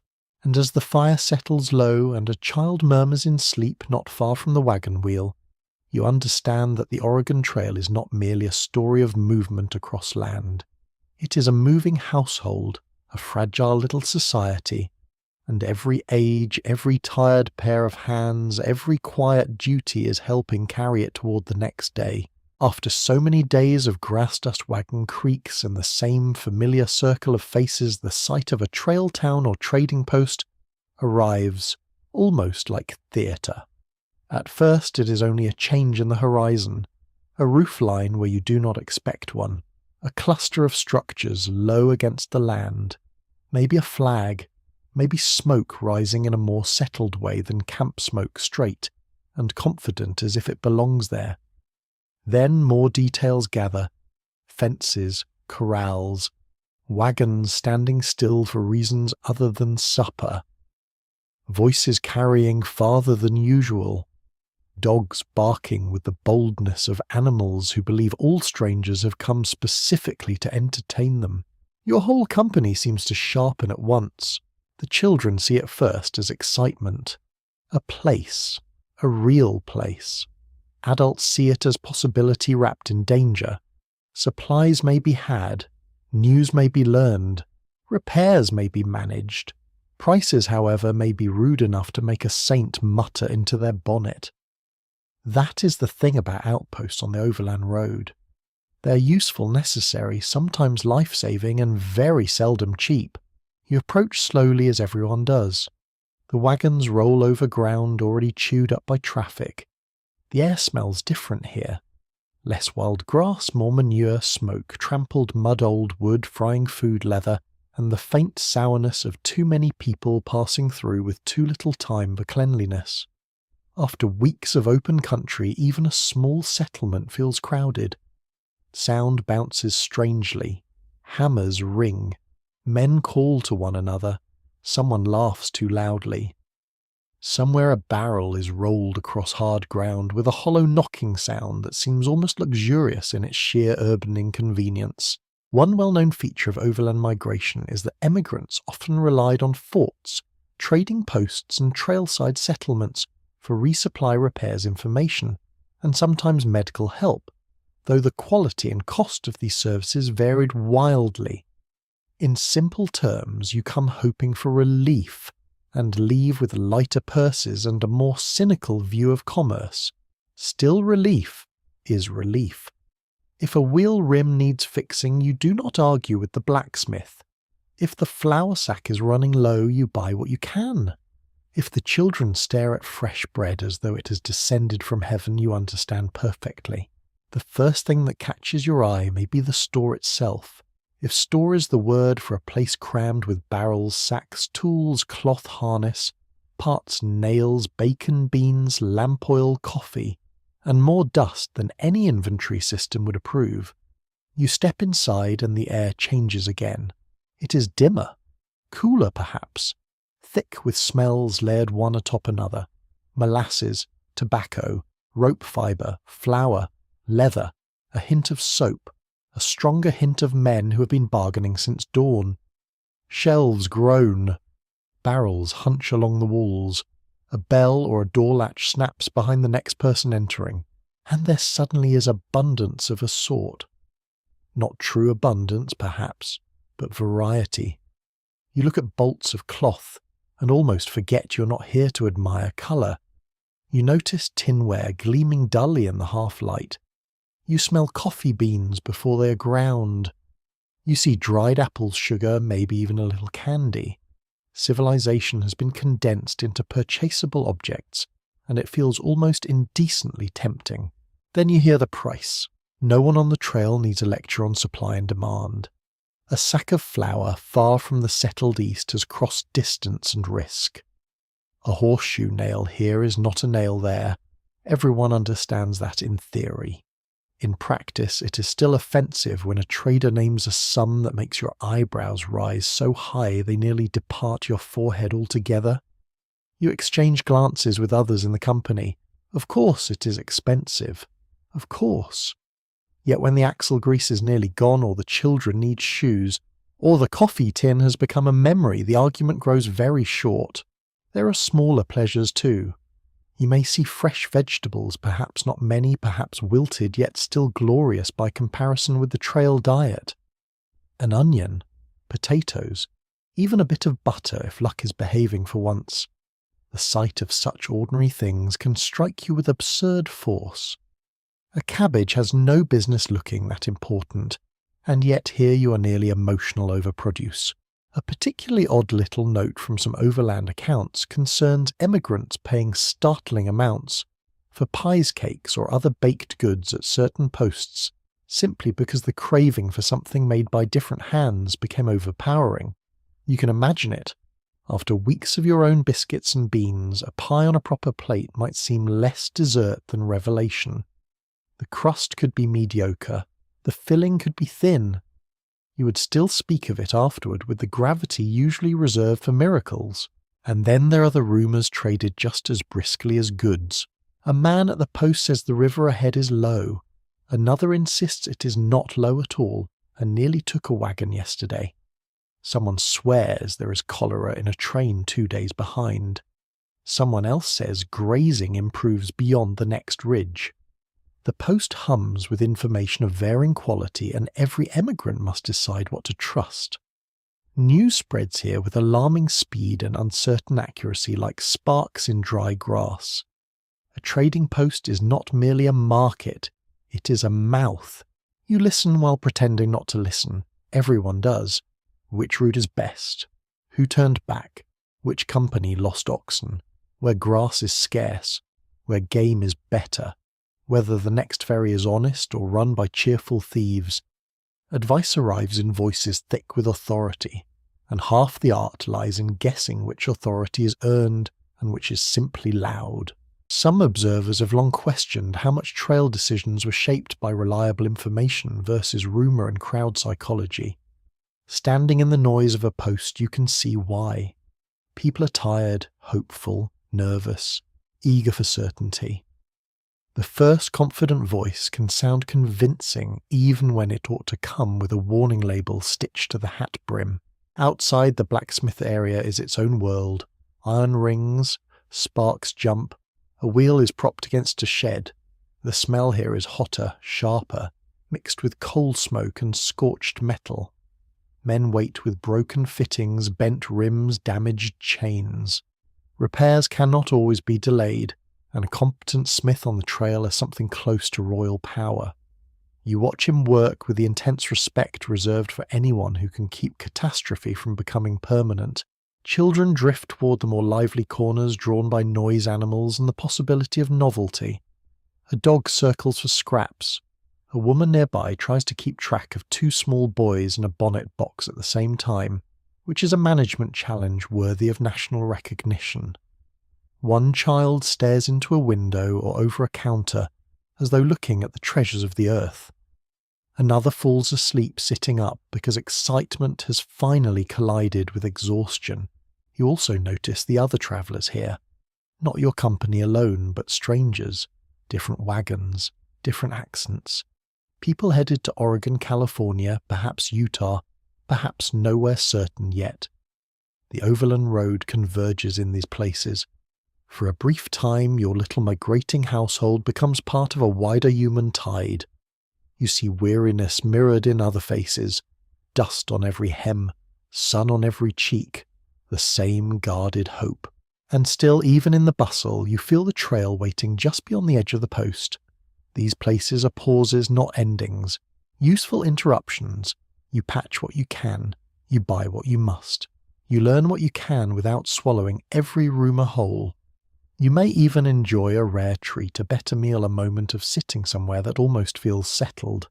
By late day, the wagons begin gathering again. Goods are packed away, repairs checked, new supplies tucked into diminishing space. The excitement drains into practicality. A trading post can refresh you, yes, but it also reminds you of how much the journey consumes. Money, energy, confidence, provisions. Everything is traded against distance. As you leave, the sounds of the place fade behind you. Hammering softens, barking dogs become faint. Smoke thins into the evening air. Ahead lies open country once more. The children chatter about what they saw. Adults count stores and rethink plans. A sweet taste may still linger in your mouth if fortune was generous enough to allow it. And as the wagons roll back into the long, quieter rhythm of the trail with fresh supplies stowed and fresh rumours turning in every mind, you understand that these busy outposts are not escapes from the journey. They are part of its machinery, and soon enough the road will remind you that no purchase can bargain sickness away. The trail can make you feel strong in the morning and uncertain by noon. That is one of its colder tricks. You wake with the ordinary stiffness, the familiar soreness in your calves, the slight grit in your eyes from wind and smoke, and you think, not happily exactly but steadily, that you can manage another day. The wagon is packed, the animals are yoked. Coffee has done its dark little miracle. The sun rises clean over the grass. For a while everything seems as it has been. Then someone coughs too long. Someone does not finish breakfast. A child who was racing beside the wagon yesterday now wants to be carried, and then slumps without protest, which is somehow worse. A woman presses her hand to her stomach and says she is fine, in the tone that means she absolutely is not. Illness on the trail rarely announces itself with theatrical music. It enters quietly through fatigue, water food, bad luck, close quarters, and the simple fact that bodies do not enjoy being shaken, chilled, overheated, underfed, overworked and worried for months at a time. You begin to notice how fragile everyone really is. In settled life, sickness has walls around it. A bed, a room, neighbours nearby, perhaps a doctor within reach, perhaps a known remedy waiting on the shelf. Out here, illness travels in the same dust as everything else. It shares your cup, your bedding, your wagon's space, your fear. Even a minor complaint can grow claws when the next town is far away and rest is always partial. One broad and sobering fact stands over this part of the journey.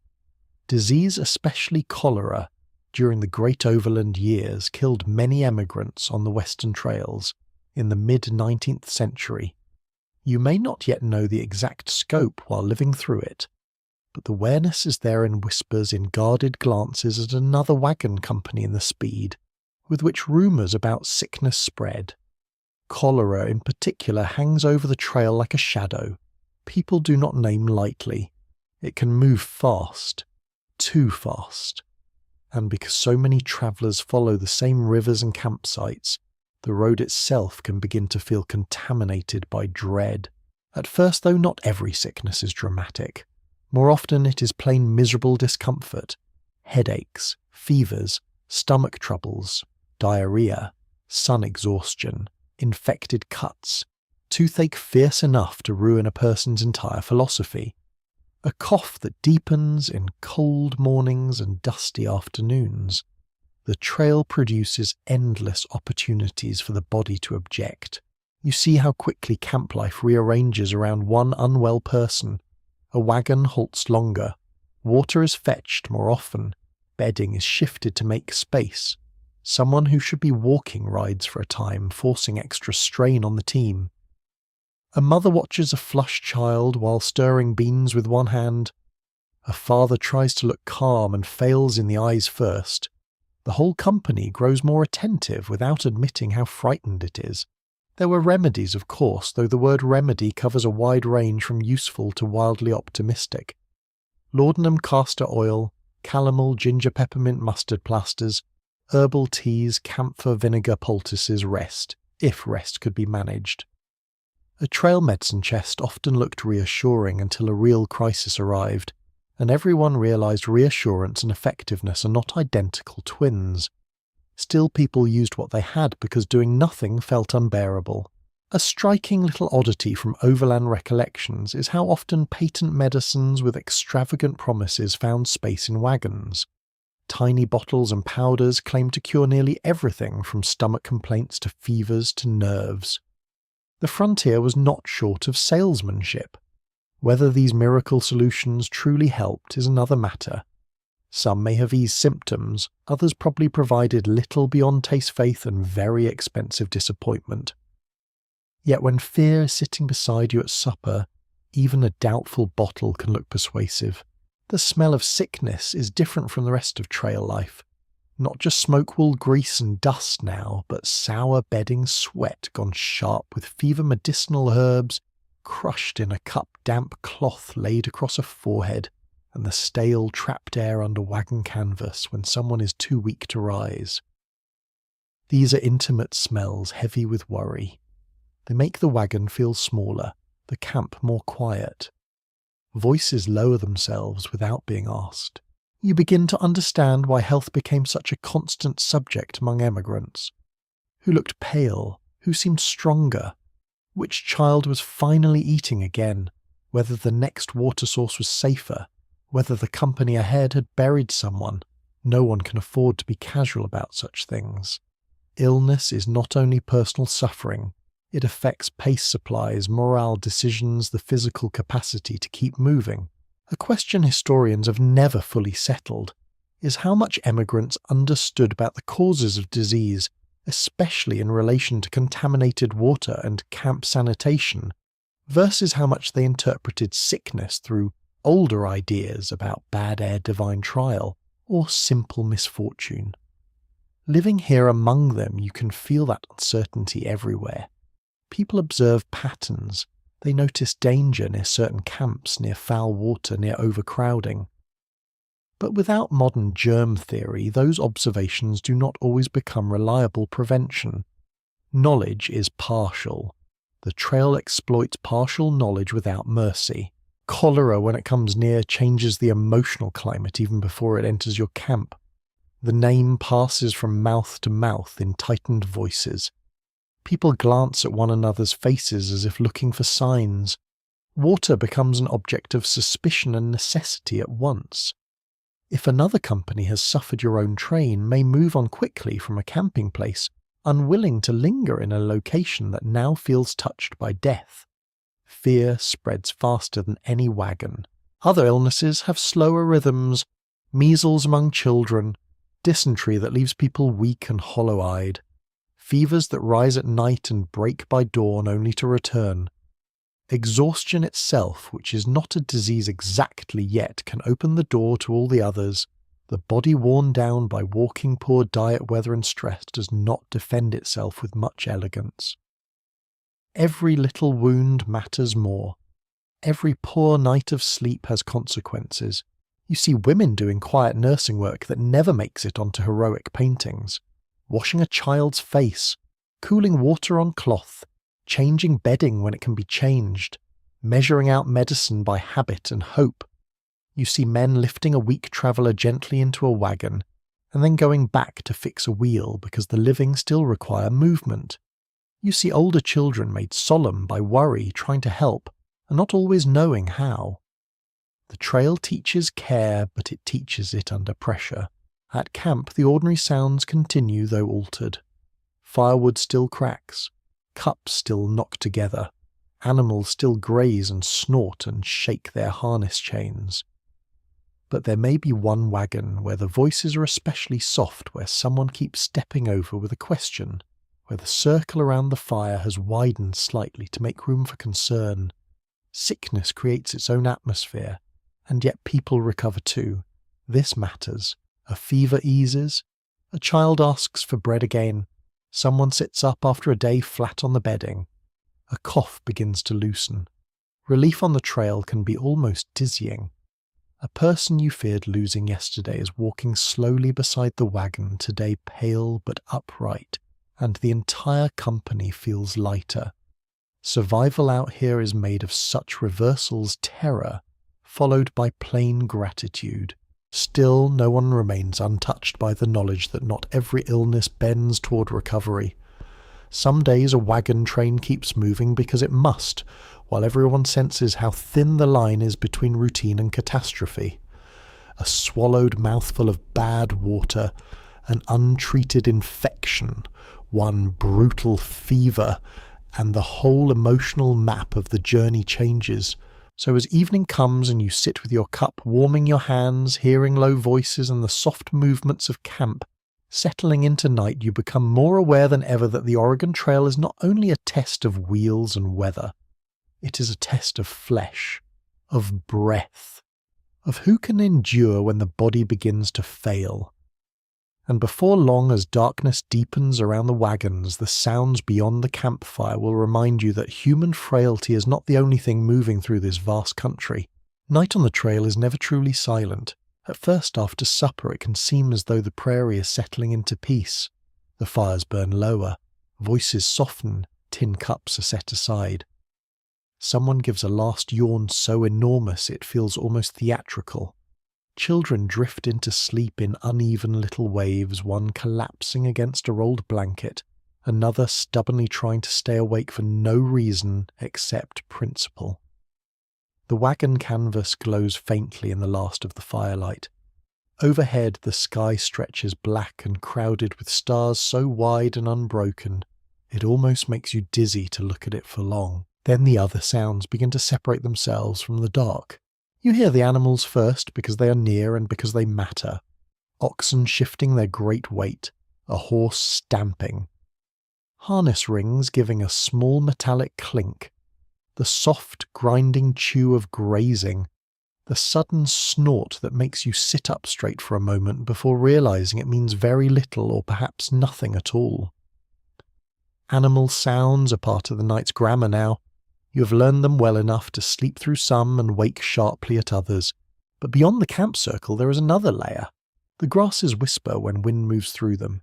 Insects rasp and drone. A bird cries somewhere far off in a way that sounds eerily human for half a second, which is never kind to the nerves. Then farther still something longer and stranger rises, a howl or several, not close. Not close enough to send everyone into full alarm, but near enough that every conversation pauses and every ear tilts toward the darkness. Wolves, or perhaps coyotes. People argue softly over which because human beings cannot resist classification, even while lying under a blanket trying not to imagine teeth. The sound lifts again, thin, at first, then fuller, carrying over the plain with that lonely musical quality wild canines seem to have perfected.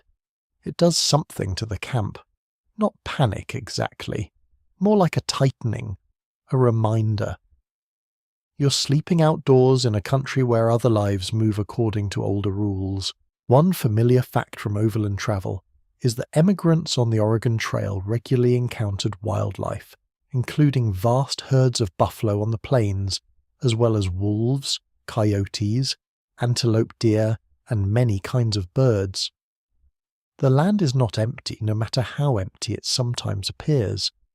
It is populated in ways that unfold slowly if you're patient enough or unlucky enough or simply awake at the right hour. In daylight, wildlife can feel almost theatrical in a different way. Buffalo especially have a presence that seems to bend the air around them. When you first see a great herd in the distance, it may look like a shifting dark stain on the horizon. Then shapes emerge.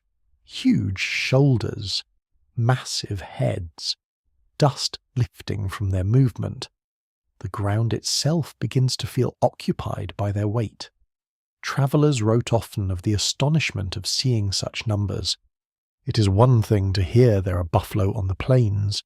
It is another to watch the land appear to grow them. The smell comes too if the wind is right. Musky, warm, animal in a heavy, deep-toned way that cattle never quite match. You hear snorts, the rumble of hooves, the occasional harsh sound of beasts crowding one another. The herd can seem both magnificent and faintly unreasonable, as though nature has built a creature out of brute certainty and then multiplied it thousands of times. There are practical questions attached to wonder. Buffalo can mean meat hides tongues for delicacy, if a person is in that mood and fresh distraction from beans and bacon. They can also mean trouble if they stampede near a wagon train or spook teams unused to the spectacle. The trail is full of things that inspire awe while simultaneously threatening to overturn dinner. A curious and rather charming detail from some travellers' recollections is how often people tried to collect odd animal relics from the plains. Buffalo chips for fuel, of course, but also horns, feathers, skull fragments, and curious bones, as if the prairie were leaving out a cabinet of natural history one piece at a time. Children especially seem to have loved this business. Give a child a bone of mysterious origin, and they will immediately treat it as either treasure or evidence of dragons. Buffalo chips, for that matter, deserve their own brief and sleepy little salute. Dry dung becomes fuel on parts of the trail where wood is scarce, which is the sort of frontier practicality that sounds slightly comic until you need hot coffee. Then it becomes a triumph of human adaptability. You may wrinkle your nose at the idea once. By the 10th or 20th fire made with it, you become philosophical. Fire is fire. Civilization has always depended on lowering its standards with dignity. Daylight brings birds too. Meadowlarks with their clear bright song, hawks circling above the open country, waterfowl near streams, sometimes eagles which never fail to impress no matter how tired you are. Their wings catch the light in a way that makes conversation stop. Even the grumblers look up. There is a strange relief in these encounters. Wildlife interrupts monotony. It proves the landscape is not merely backdrop to your hardship. It has its own business, its own beauty, its own layered life that would continue whether your wagon rolled through or not. Still, the darker side of wild company presses hardest at night. A rustle outside the range of firelight sounds larger than it is. A snapping twig acquires terrible significance. The imagination, already overworked by fatigue, begins constructing creatures out of noise. A badger becomes bear in your mind before anyone has even lifted their head. A rabbit thumping through brush starts to sound like armed invasion. You lie very still, hearing your own heartbeat for a moment, and then feeling faintly ridiculous when nothing follows. Many trail journals mention fear of animals, but also the reality that human error, weather sickness, and accidents were usually greater dangers than wolves slipping near camp. The wild sounds still matter, though. They keep you humble. They remind you that your fire circle is a temporary claim, not permanent possession. Beyond the glow, the prairie belongs to itself. There is also the matter of insects, which history sometimes forgets, because insects do not look heroic in paintings. Mosquitoes near water can make evening miserable. Flies by day turn every meal into an argument. Gnats drift into eyes, ears, and tempers. Fleas and lice may travel more faithfully than some acquaintances. You learn to slap brush and endure. No one heads west dreaming of intimate acquaintance with the insect kingdom, yet here you are, unwillingly broadening your education. Some writers on the trail have wondered how much emigrants romanticize the animal world afterward, remembering the grandeur of buffalo and the music of wolves, while forgetting the maddening harassment of flies and the nervous jolts of every unknown noise after midnight. Memory does love a little editing, but lying here now under the blanket with the fire reduced to coals and the stars blazing so hard they almost seem to hum, you feel both sides at once. Wonder and unease, beauty and exposure. The thrill of hearing something wild and the very human wish for one stout locked door. A horse jerks its head suddenly, and someone near the edge of camp sits up to listen. Another person mutters that it is nothing. Another says perhaps.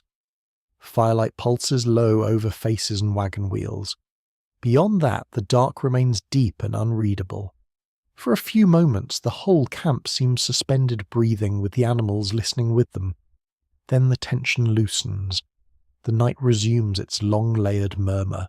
Tomorrow in daylight you may see antelope leap over the distance like thrown light. You may find tracks near a stream and crouch to study them, wondering what watched your camp while you slept. You may hear another traveller swear they saw a wolf near the oxen, and hear someone else dismiss it as campfire exaggeration. Such arguments are part of the entertainment now, but as sleep begins to gather around you, one truth settles more deeply than the rest. This land is alive, not merely scenic, not empty, not waiting to be noticed, but fully restlessly alive in hoofbeats, wingbeats, chirps, howls, and hidden movements through grass taller than a child's knee. And with that awareness humming quietly under your blanket, you drift toward a morning when the road ahead will bring not only more miles, but encounters with the people who knew this living country long before your wagon ever touched it. By the time you have spent this many days on the trail, you understand that the land is not just scenery, and certainly not empty. It has names you do not know, paths older than your maps, and people who belong to it in ways your wagon company cannot pretend to match. So when word moves quietly through camp that there are native people nearby, the mood changes at once. Some faces sharpen with curiosity, some with caution, some with the kind of fear that rumour builds much faster than experience ever does. Children stare in open fascination. Adults try to look as though they know how to behave, which is often the first sign that they do not. The encounter may begin from a distance. Riders appearing against the horizon, figures standing near a crossing, a small group approaching with a calm that feels almost unnerving to people who have spent months treating every unknown as a possible threat. You squint into the light. The wagon's slow. Harness creaks more loudly in the hush. Conversation narrows to murmurs. One man checks his rifle in an exaggerated way that helps no one. Another is suddenly full of advice. A woman draws her children a little closer but keeps her expression steady. And then, just as often as not, the meeting's quieter than fear had promised. Perhaps there is trade. Perhaps only observation on both sides. perhaps a few words in English or through signs or through someone in camp who knows a little more than the rest. The smell of sage drifts in the warm air. Horses shift under their riders. The prairie lies open around all of you, immense and almost embarrassingly indifferent to the human tension hanging in it. You become very aware of small details, beadwork catching light, the shape of a saddle, the quality of someone's gaze direct and unreadable, the creak of your own wagon wheel as if it has chosen the worst possible moment to complain. One solid historical point belongs plainly here. The Oregon Trail crossed homelands used inhabited and understood by many indigenous nations, including peoples such as the Kansa-Otoe Lakota, Cheyenne Arapaho, Shoshone Cayuse, and others depending on the region and point along the route. That matters more than the old pioneer phrasing ever liked to admit. Emigrants spoke of going into wilderness, but very often they were travelling through indigenous worlds, already rich with knowledge, trade, conflict, diplomacy, sacred meaning, and long-established movement. You sense that gap immediately. Your wagon company arrives with guidebooks, guesses, trail gossip, and bold claims. The people you meet may carry something far more valuable, actual knowledge of the rivers, grazing weather crossings, and seasonal changes that govern survival here. The imbalance is almost comic when you think about it too long. One side has printed confidence, the other has generations of lived experience. Trade when it happens can be strangely ordinary after all the fear. Fish, moccasins, horses, information. Small goods exchanged by careful hands while everyone watches a little too closely. The smell of leather and smoke mingles with camp odours. Metal glints. Voices stay measured. Children look from face to face, taking in every detail with the shameless attention only children and artists truly master. You realise how much of human contact depends on posture before words ever succeed. There's a less familiar but very telling little detail tucked into some emigrant recollections.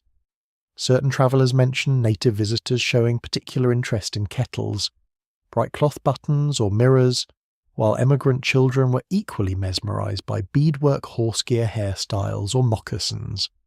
It goes both ways, of course. Curiosity is not a one-lane road. People study one another in these brief meetings, each side noticing what the other values, carries fears and performs. What complicates everything is the thick fog of rumour trailing behind the wagon companies. Stories travel faster than truth and age badly in the process. Emigrants tell one another alarming tales of raids, theft, treachery and violence, often with very little sense of local context or whether the story belongs to the people they are actually meeting. At the same time, many actual encounters on the Oregon Trail were peaceful, practical, even helpful. Guidance to water, advice about a crossing, offers to trade. The distance between fear and experience can be surprisingly wide, though not always, and that uncertainty keeps everyone taut. Many modern researchers note that pioneer diaries often reveal as much about emigrant anxiety as about indigenous intentions. That feels painfully clear from within the moment. A settler may call an encounter frightening simply because they are frightened, not because anything threatening has actually occurred. Fear is not a reliable historian, though it is certainly a vivid one, and yet there are tensions, real ones, and it would be sleepy nonsense to pretend otherwise. Wagon traffic damages, grazing consumes wood, crowds, water sources, leaves disease behind, frightens game, and pushes through territories with the blunt entitlement of people convinced movement itself is innocence. Indigenous communities do not have to imagine what the emigrant tide means. They can see the wheel ruts multiplying. They can count the animals. They can watch the road widen into a force. You begin to understand, perhaps only dimly, that a meeting at the edge of camp is never just a meeting. It carries a larger history inside it. Trade may be polite, even warm. Assistance may be offered. But underneath lies the pressure of expansion, and that pressure is not neutral. The trail is a road of hope for emigrants. For many native communities it is also an omen, Sometimes there is help so practical it ought to have erased a great deal of prejudice, and usually did not. Directions over difficult country, advice on where grass is better, assistance ferrying or fording, help finding lost livestock. Emigrants benefited from this knowledge more often than later triumphal stories like to admit. A wagon train may brag about self-reliance while quietly surviving, because someone indigenous pointed them toward the safer route 2 days earlier. Human pride is astonishingly flexible in what it chooses to remember. There is a debate among historians over whether emigrants generally recognize the extent of native assistance on the trail, or whether later retellings deliberately shrank it to preserve a cleaner pioneer myth.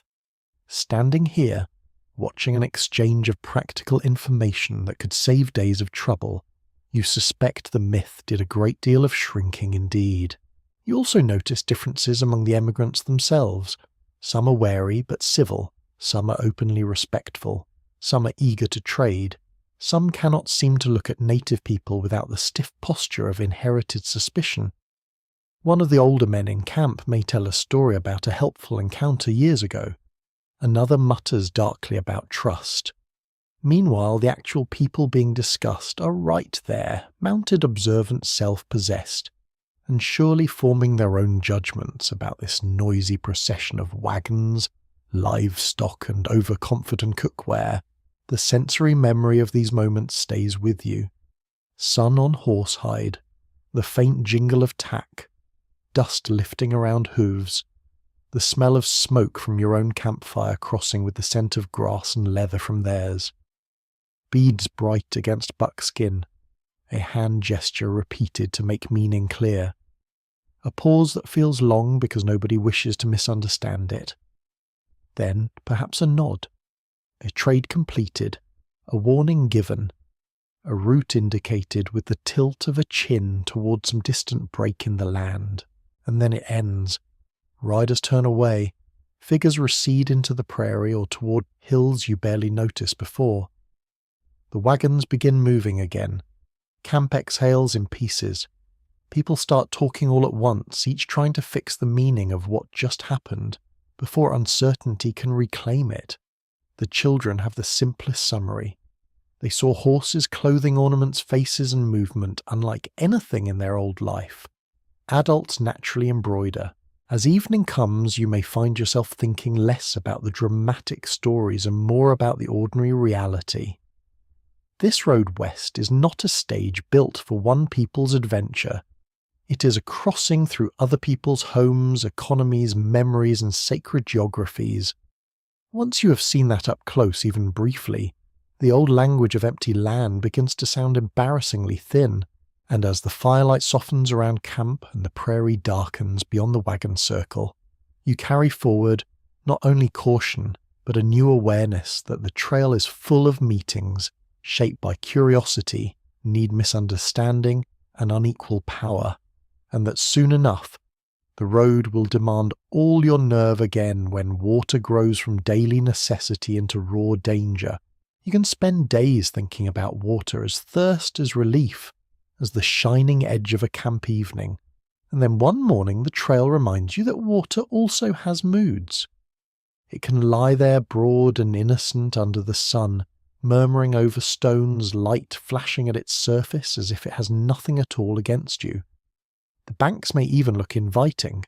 A few willow clumps, mud dark and smooth at the edge, perhaps birds stepping through the shallows with absurd confidence, and yet everyone in your company goes quiet when the river comes properly into view, because this is different. A creek can be crossed with grumbling, a river must be considered. You feel the change in the group before anyone says much. Men step ahead to inspect the bank. Women draw children a little closer without appearing to do so. The animals lift their noses, sensing water, and perhaps sensing tension as well. Wagon wheels roll to a halt one after another, and now the whole line of movement condenses into waiting, measuring, and trying not to imagine what happens if woodwater animals and panic all meet in the wrong order. One of the plainest facts of overland travel is that river crossings were among the most dangerous parts of the Oregon Trail. A wagon could overturn. Livestock could be swept away.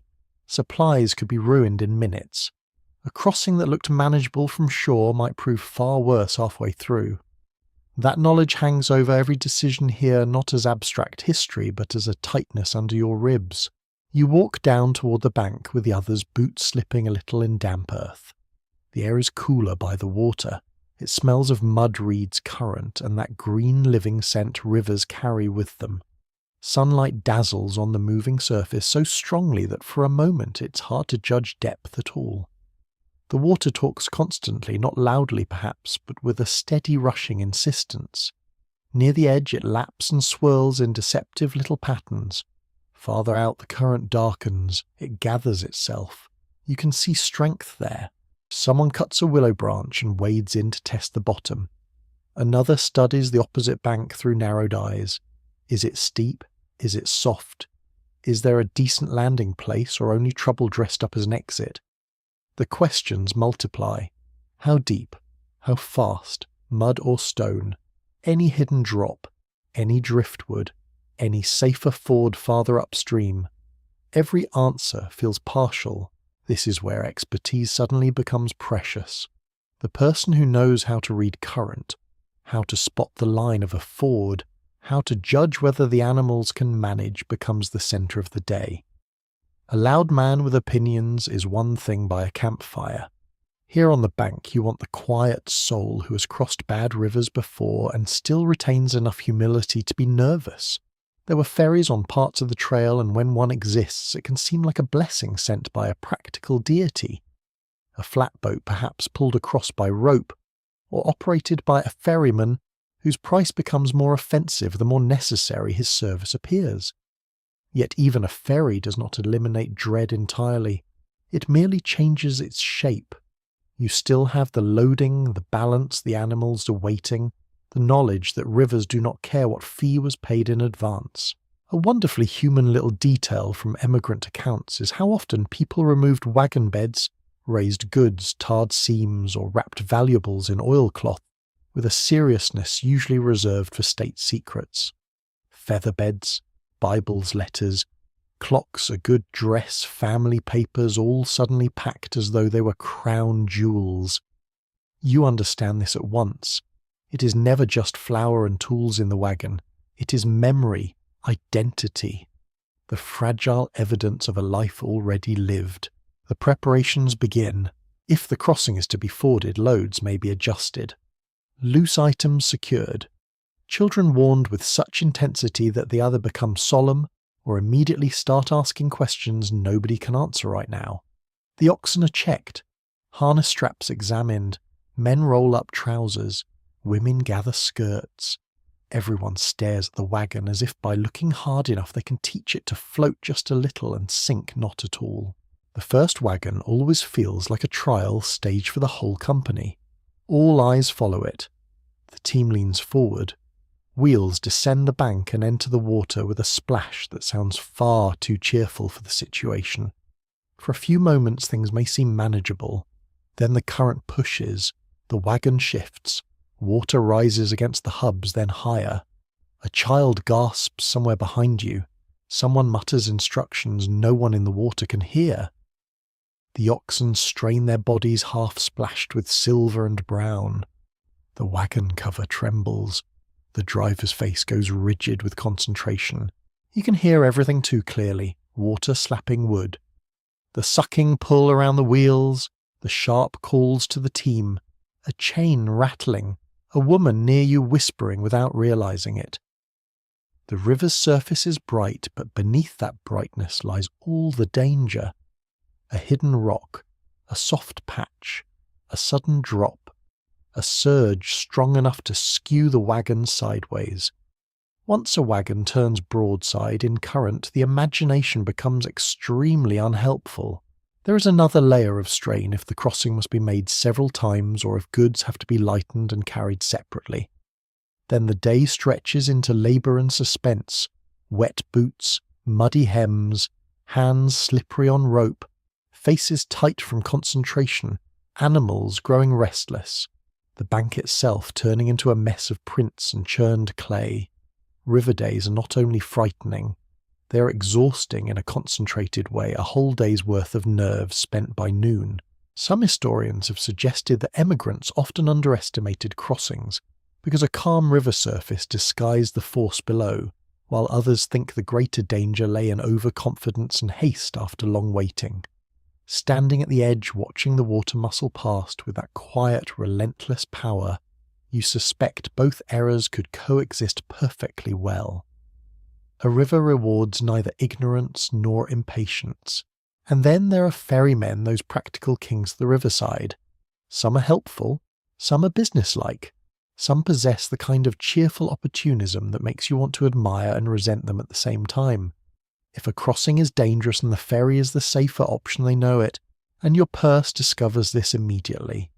Still, the sight of a wagon inching across on a flatboat can bring real relief, even when everyone aboard looks as though they are trying not to breathe wrong.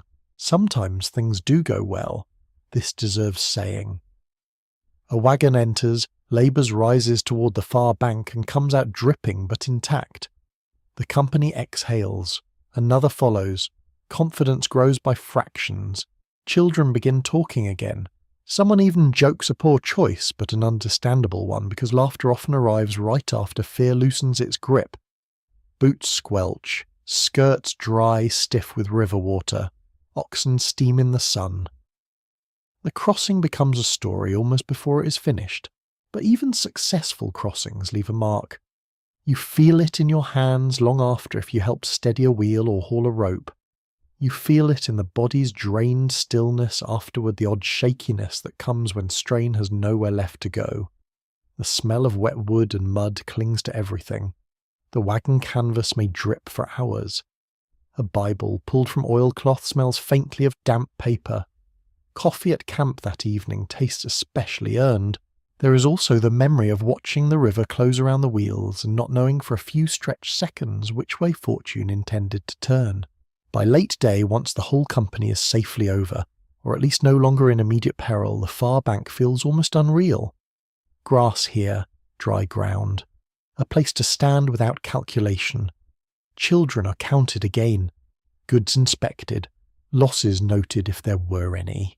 Everyone speaks a little too much or not at all, both are signs of the same thing, and as the sun lowers and the water behind you glints with perfect innocence, as though it had never tried to test your nerve in the first place, you understand that the trail is changing now.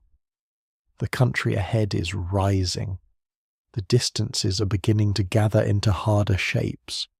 Beyond the rivers, beyond the long plains, the mountains are waiting. For days now, perhaps longer, the horizon has been behaving differently. At first the change is easy to dismiss. A darker line far away, a blue shape that might be cloud or trick of light. The plains have trained your eyes to accept distance as a kind of illusion, so you look once, then again, and still it is hard to believe the land is truly beginning to rise. But each morning the shape is there sooner.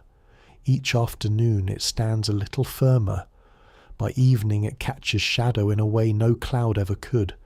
And so without fanfare the mountains begin to enter your life.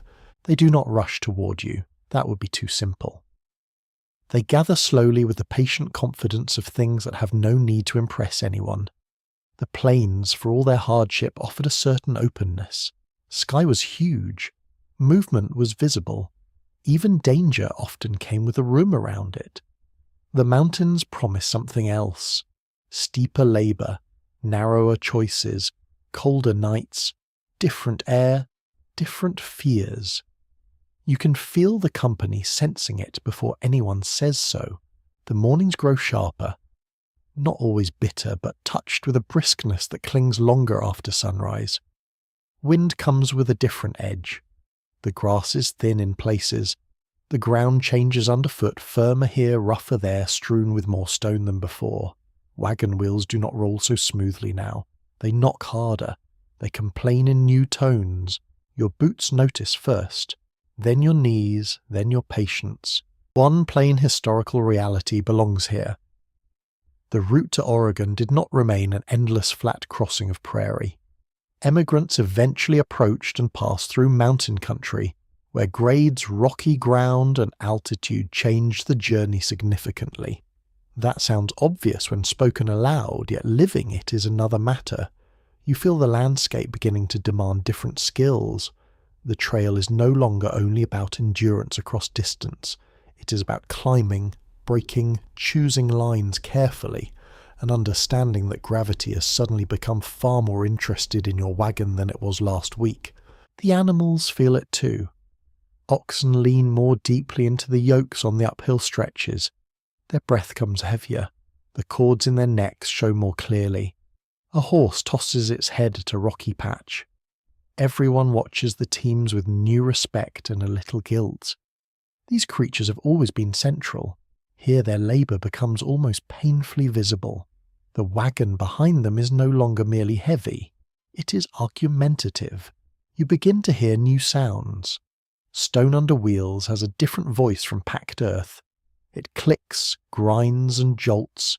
Loose rock rattles downhill if dislodged. Wind moving through higher country carries a thinner, cleaner note. Sometimes there is the distant rush of water somewhere unseen among trees or gullies.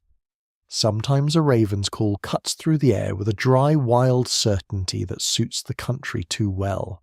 Trees return in greater number in some places, and their presence changes everything. After so long in open country shade feels intimate. Resin scents the air. Pine needles soften the ground under some camps. The evening smoke mingles with the smell of sap and bark and damp soil in a way that seems almost luxurious after weeks of plain dust. You find yourself breathing more deeply without meaning to. The land no longer smells only of grass and heat. It smells layered now. A curious trail detail that lingers in memory is how often emigrants marvelled at hearing wagon wheels echo faintly among bluffs or in tighter valleys, after months of open prairie where sound simply dispersed into the air. It must have felt uncanny, your own progress suddenly answering back to you from stone. You can imagine children noticing it first, then testing it with shouts. Adults would pretend not to find it eerie, but not very convincingly. The climbing itself is rarely dramatic in the storybook sense. More often it is gradual, relentless and wearying, a long incline that never quite ends, a stretch where every step asks a little more than the last. You walk beside the wagon as always, but now your calves burn in a different way. Your breathing changes. The sun, when it strikes a slope, can feel fiercer because effort magnifies heat. Then a shadowed turn comes, and the air cools all at once. The mountains are less consistent than the plains. They shift mood by the yard. Wagon handling becomes more serious. Going up is one problem, going down is another, and sometimes the second is worse. Wheels must be checked carefully, brakes used wisely. In some steep places, emigrants chained wheels or dragged logs behind wagons to slow them on descents. The idea sounds clumsy until you watch a heavy wagon begin to lean downhill with too much enthusiasm. Then clumsy starts to look like genius. Nothing about mountain travel invites carelessness. You also become more aware of silence. Not the broad humming silence of the prairie, but the kind that sits between ridges and under trees broken by the crack of a twig, the call of a bird, the rush of a stream, below the sudden shout from farther up the train. It can feel close, almost listening. Your own company sounds louder within it. A dropped pan, a barking dog, a child's laugh. Human noise has contours here. There is also beauty, inconveniently abundant beauty, arriving right in the middle of your exhaustion. A slope washed gold in evening light, snow still lingering on distant heights, wildflowers in a meadow tucked between dark ridges, cold water over stones so clear it seems invented. You're tired enough to resent being asked to admire anything, and yet the land keeps presenting scenes that stop you anyway. The trail has excellent timing for making a person emotional, at precisely the moment their socks are least cooperative. Some writers and researchers have long weighed whether emigrants felt more fear or more exhilaration as the mountains approached. The answer was probably never singular. Both could live in the same chest at once. You look up at heights you have not yet crossed and feel admiration tangled with dread. The route ahead seems nobler, harsher, more real somehow. The dream of Oregon is no longer a distant idea stretched across open country. It is pulling you through gates of stone. Camp changes too. Firewood may be easier to gather in some places, and that alone can improve tempers. Water can be colder, sweeter. Nights can turn chilly enough to make the quilt near the top of the wagon feel like a triumph of foresight. People sit closer to the fire. Breath shows faintly after dark. Sparks rise into black air framed now by branches or looming slopes instead of only stars and sky. The company feels smaller in this country, more enclosed, more vulnerable perhaps, but also more companionable for it. You notice how everyone watches the trail more carefully. A bad rut on the plains was annoying. A bad turn here could be serious. Children are called back more quickly. Animals are handled with firmer attention. The cheerful disorder of easier days narrows into practical focus. Yet there is also more conversation about what lies ahead. South Pass, better grass, worse grades, colder streams, the next ridge, the next decision. Mountain country makes planners out of even the most casual souls, and there is pride in reaching it. Let that be said too. You have come far enough that the land itself has changed character around you. The plains are not gone from memory, not at all, but they are no longer the whole story. You are entering another chapter written in rock elevation, thinner air, and the groan of wooden wheels climbing where in easier ages they might never have dreamed of going. By evening the mountains stand clearer than ever, purple in the fading light, their shapes no longer mistaken for cloud. The wagon beside you is dusted with the day's effort. The oxen lower their heads to graze with the grave concentration of creatures who have earned every mouthful. Smoke from camp drifts upward and is taken by the cooling air. You sit perhaps rubbing your ankles, perhaps staring into the fire a little too long, and you feel the strange tug of anticipation. Because ahead, beyond these rising roads and sharper mornings, lies one of the most famous passages of the journey, not thunderous or dramatic at first glance, but quietly immense, the long divide where you will cross from one side of the continent's waters to the other. The Great Divide does not arrive with trumpets. That is almost the strangest part of it. After all the talk, all the anxious measuring of maps and miles, all the stories told by people who crossed before you, and by people who only enjoy sounding as though they did, you expect something grander. A wall, a summit, a dramatic edge where the continent declares itself in a voice of thunder. Instead, the approach to South Pass unfolds with a broad, almost understated dignity, and if you were not paying attention, you might cross one of the most consequential thresholds of the journey without fully understanding that the water from here runs toward a different sea. But you are paying attention now. The land has trained you into that. Morning feels crisp, the air thinner and cleaner than on the lower stretches behind you. The light arrives pale, then bright, touching the grasses, the sage, the wagon canvas, the worn shoulders of the oxen. Sound carries oddly in this country. Wheels creak, harness clinks. Voices drift in the cool air and seem to hang a moment longer before vanishing. You pull your shawl or coat tighter when first stepping out from the bedding, then loosen it soon after because labour begins as it always does, whether the landscape is ordinary or quietly historic. There is anticipation in camp without much spectacle. People check loads with more attention than usual. A few talk about the pass as if naming it too often might somehow improve the grade. Others grow quieter, which is often the more honest response. You look around and see the same tired faces you have seen for weeks, dusted with travel, browned by sun, aligned a little more deeply by weather and strain. Yet there is a brightness underneath now. Not joy exactly, something steadier. The knowledge that you're reaching a place long imagined. One deeply rooted truth about the Oregon Trail is that South Pass, in what is now Wyoming, became one of the great gateways west because it offered a comparatively broad, workable crossing through the Rocky Mountains for Wagon's livestock and emigrant companies. That cannot be overstated. Without such a route, the whole overland story might have looked very different. Here the mountains do not slam shut. They open just enough to let the Wagon road thread through. You feel that generosity if mountain generosity can ever be called generous. The pass is wide, almost deceptively so, with long, open ground rather than a single knife-edge summit. Sage brushes the earth in silvery clumps. The wind comes free across it. The sky seems enormous again, though framed now by the knowledge of ridges and higher country beyond. It does not look like a dramatic conquest scene from a painting. It looks like land that has agreed reluctantly perhaps to let you through, and that makes the moment more moving, not less.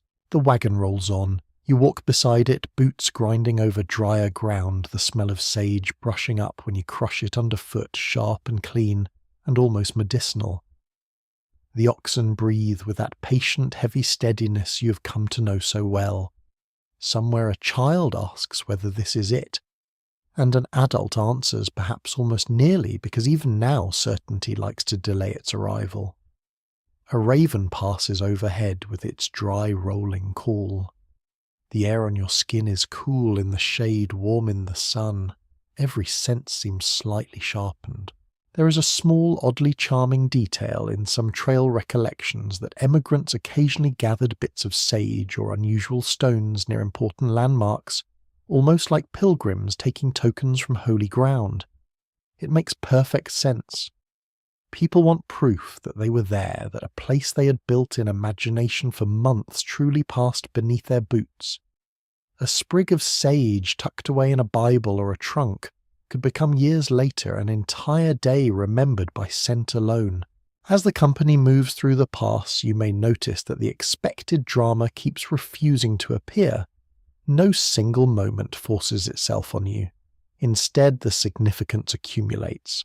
A remark from one of the more experienced travellers, a glance backward, the realization that the streams you have watched crossed, feared and blessed on this side belong now to a different system than those ahead. You're still walking the same earth, still in the same body, still dusty and tired, and in need of coffee, and yet something enormous has changed beneath the ordinary surface of the day. That quietness is almost poetic. The continent is divided here not by spectacle, but by slope. The company senses it in uneven ways. Some are practical to the point of offence, already discussing the next camp, the next water, the next wheel concern. Others cannot help themselves and grow reflective. A few stand or walk in silence longer than usual, glancing across the broad pass as if trying to absorb more of it. Children sensibly may care less about watershed systems than about whether there is a good place to run or a strange-shaped rock to pocket. They are not wrong. History often enters life while children are busy being children. You think of all the wagons that have crossed here before yours, all the feet, hooves, wheels, and hopes pressing through this wide opening in the mountains. Fur traders, missionaries, migrants, families who made it, families who did not. The pass carries no visible archive beyond the trail itself, yet it is dense with human passage. The wind must have listened to countless versions of the same anxious conversation. Are we near it? Is this the place? Have we truly crossed? Some historians have wondered whether emigrants fully grasped the geographic significance of South Pass in the moment, or whether for many it was simply another hard-won stretch of trail made meaningful mainly by later memory. That seems like the sort of question the pass itself would answer with a shrug. Some surely understood, some certainly cared more about their aching feet. Both things can be true. Great history often happens while someone is still worried about supper. By midday the sun has warmth in it, though the air keeps its clarity. The landscape opens and rolls. Grass and sage ripple under the wind. Your clothes smell of smoke-wool leather and travel with that faint wild freshness the high country adds to everything. The wagon's shadow falls long and then short. Time feels slippery here, stretched by anticipation and yet somehow moving faster than expected. You've arrived at something you imagined for so long that arrival itself feels slightly unreal. There may be a pause, not an official ceremony perhaps, but a slowing, a gathering, a moment when people look around and let the place settle into them. One of the older men might say something modest and memorable. A woman may simply stand with one hand on the wagon rail and breathe. Someone points out the divide. Someone else nods, as though not wishing to make too much of it, and thereby accidentally make far too much of it. Then, because this is the trail life resumes its practical tone. Animals must still be driven, water still located, meals still cooked, children still counted. The past does not exempt anyone from chores, and perhaps that is fitting. The crossing of a continent for most who make it is accomplished not by ceremonies but by daily continuance. Even so, the emotional current runs deeper now. You are on the far side of something, whether you name it or not. Behind lies one immense chapter of the journey. Ahead lies another harsher, in some places stranger in others. The West is no longer only an idea beyond the mountains. You're entering it bodily, step by step, wagon by wagon, under a sky so broad it feels as though it could swallow every thought you have. As evening approaches and the camp settles somewhere beyond the pass perhaps, with colder air sweeping in once the sun drops perhaps with the smell of sage and distant water, mingling by the fire you find yourself looking west more often than east. Not because the road behind has lost its hold on you, but because the balance has shifted. Forward now has weight. Forward now feels real, and as the stars come out above the divide you have crossed so quietly, you begin to understand that the trail is about to strip away more comfort than before, carrying you into country where distance, dryness, and fatigue will test every extra pound you still drag behind you. The country west of the divide does not waste much time being polite. At first the change arrives in hints. Grass looks thinner. The distances seem somehow barer even when they are just as wide. Shade becomes a rumour rather than a feature. Water is discussed with a new sharpness, and even the jokes about it have dried out around the edges. The wind carries dust again, but this is not the easy dust of the earlier plains. It feels harsher, finer, more determined to settle into your eyes, your throat, the seams of your clothes, and the folds of every blanket you own. The land now seems to ask the same question over and over. Did you really mean to come this far? By morning the answer has to be yes, because the wagons are already moving. You rise stiff and thirsty, your mouth tacky before the day has properly begun. Coffee helps though, less than you would like. The light here is unforgiving once the sun climbs. It strips the colour from everything except the sky, which looks almost offensively blue above a landscape of pale earth, sage stone and distant ridges. You can smell dust before you disturb it. You can smell hot canvas before the noon heat even arrives. The oxen stand with that grave patience of theirs, and you suddenly feel an almost tender apology toward them. The miles ahead will ask too much. You know it. They know it. Nobody has the option of declining. A bedrock truth of the Oregon Trail is that the country beyond South Pass included punishing dry stretches, especially in regions where water, grass and fuel could all become scarce at once. The miles through places such as the Upper Snake River country or other arid segments farther west wore people down not only by distance but by deprivation. A hard climb is honest. A dry plain plays games with you. It offers horizon after horizon, each promising relief just beyond itself, then postponing it again. You walk beside the wagon and feel every extra pound in it, though the weight is invisible from where you are. That is the cruelty of a loaded wagon. The flour sack you blessed. At departure, the spare skillet, the extra clothing, the family keepsake, the tools, the bedding, the barrel hoops, the everything. All of it now seems to have migrated directly into your shoulders and calves. The wheels hit a stony patch and jolt so hard you hear something shift inside. Everyone turns to look because at this stage even a minor interior collapse can sound like the overture to catastrophe. The road, if it deserves the title here, runs through a land that seems stretched thin by sun. Sagebrush gives off its dry, resinous scent when brushed or crushed sharp and almost peppery in the heat. Dust lifts at every step and hangs a while before settling back. The air above the ground shimmers in the distance. Your tongue keeps testing the inside of your mouth for moisture and finding less than it hoped for. Even the sounds grow brittle. Wheel creaks, harness rings, boots scuffing. A child asking for water in a voice already smaller than yesterday's. Shade becomes a form of wealth. A wagon's narrow strip of it, a bluff at the right hour, a scraggly stand of trees by some miracle of water underground. People begin to look at shade with a sort of reverence once reserved for cathedrals. If a halt is called where there is even a little shelter from the sun, bodies fold into it instantly. Hats tilt lower, hands cover necks.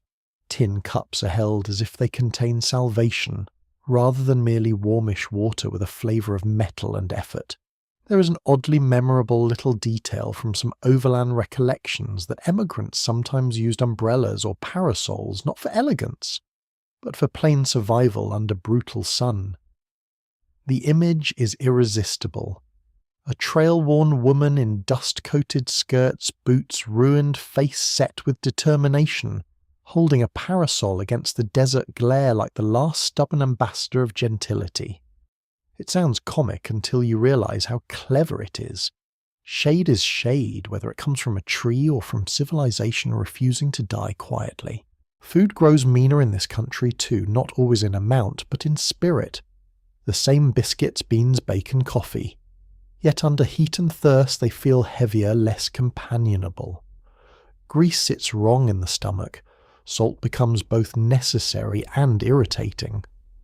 Water used for cooking seems almost extravagant. Meals shrink toward function. No one wants to waste fuel. No one wants to waste moisture. Even washing up becomes selective in a way that would have horrified earlier, cleaner versions of yourself. And tempers, of course, begin to fray. This is inevitable. Fatigue strips varnish from people. A man who was merely talkative on the plains becomes unbearable when thirsty. A child who was cheerful all week dissolves into tears over nothing and everything.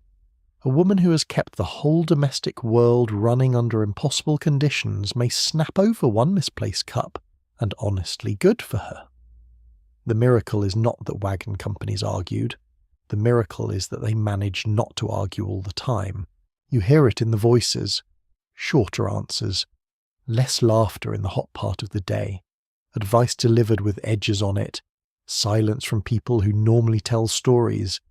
The trail is pressing on the company from outside and inside now. Scarcity does that. It narrows patience. It makes everyone count things. Water, miles, oxen, buckets, children, remaining daylight, remaining tolerance. A point of ongoing discussion among researchers is how much emigrants misjudge the western dry stretches, because earlier successes on the trail gave them false confidence. It is easy to believe you have mastered overland travel after surviving mud river sickness and mountains. Then a dry reach arrives and reminds you that hardship can change costume without losing force. Experience helps, yes, but it does not turn an arid country into a generous one. Animals suffer visibly in this landscape. Tongues hang lower, heads droop more quickly when the halt finally comes. Grazing may be poor, the grass cropped low or sparse, and that fact troubles everyone because the teams are the whole enterprise in flesh. You can repair a wheel. You cannot manufacture fresh strength inside an exhausted ox. Men walk beside the teams with more attention now. Women glance toward them while stirring supper. Even children sense that the animals have crossed some invisible line from labouring to strained. The afternoons seem longest here. The light does not soften. The road does not improve. The horizon keeps withholding relief in a manner that would be rude if geography cared about manners. Your own body begins to feel simplified by the conditions. Thirst, heat, motion, fatigue. The higher thoughts pack themselves away. Philosophy gives up its seat to the immediate business of getting to camp without collapsing into melodrama. Yet human beings remain weirdly inventive even in discomfort. Someone ties damp cloth under a hat to cool the head. Someone else swears by chewing coffee beans slowly. Another claims a pebble in the mouth helps with thirst, which sounds ridiculous, until you notice 3 people trying it by afternoon. Such small practices float through wagon companies, because when the sun has been punishing you for hours, even doubtful tricks acquire a halo of possibility. By evening, when camp is finally made, relief does not come as joy so much as release. The wagons stop. The animals are unyoked. Dust begins slowly to settle. Fires of fuel can be found are coaxed alive with a kind of grim devotion. The first cup of anything warm or wet reaches the hands like a verdict postponed. You lower yourself to the ground or to a box and feel the day still vibrating in your legs. The air cools, though it may keep the memory of heat in the stones and the wagon wood for a long while. It is often at such moments that the extra weight in the wagon becomes a moral issue. Do we really need this? Why did we bring that? Who packed 3 of these? The trail has a way of turning household objects into accusations. Every unnecessary pound seems to acquire a voice by sunset. Still throwing things away is not simple. What looks dispensable in heat may look precious in cold. What seems foolish today may be needed next week. The wagon becomes a rolling argument between prudence and sentiment with no judge in sight. As dusk deepens, the landscape softens just enough to become beautiful again, almost offensively beautiful. Sage under the evening light, long shadows stretching from wheels and oxen, a rim of distant hills turning purple, smoke rising straight in the calmer air. For a few minutes, thirst and exhaustion loosen their hands around your throat, and you can see why people kept going, why they convinced themselves that somewhere beyond this harshness lay green promise. But the day has also left another feeling behind. A sense that the trail can strip away strength so gradually you do not notice until you hear yourself breathing harder, answering shorter, hoping for less. The country is thinning people out, shaving them down to essentials. And as you settle into the fire's low glow with dust in your cuffs and weariness in your bones, you begin to understand that the miles ahead are not only marked by dry ground and weary tempers, but also by the silent reminders of those who passed through such country before you, and did not all emerge from it unchanged. At first you notice them almost by accident. A slight rise in the ground beside the trail. A patch where the grass grows differently thinner or oddly disturbed. A board perhaps weathered and leaning at a tired angle. You might pass one without fully understanding what it is your mind still occupied with the ordinary business of walking, watching the wagon measuring your own strength against the day. But then someone says quietly there, and you look again. A grave, not grand, not formal, not marked with the dignity of carved stone or the careful geometry of a settled cemetery. Just earth turned by hand, a shallow mound, perhaps a few rocks laid across it, perhaps a wooden marker with a name scratched into it, if there was time and strength for such things. Sometimes even that is missing. Just a place where the ground remembers being opened. The trail does not hide these. They appear now and then along the route, scattered reminders that the journey has already taken its share. You begin to see them more clearly once your eyes learn the signs. A line of stones, a slight dip, a fragment of wood. Once noticed, they seem to multiply, not because there are suddenly more, but because your understanding has caught up with the land. A sober historical truth lies beneath this quiet recognition.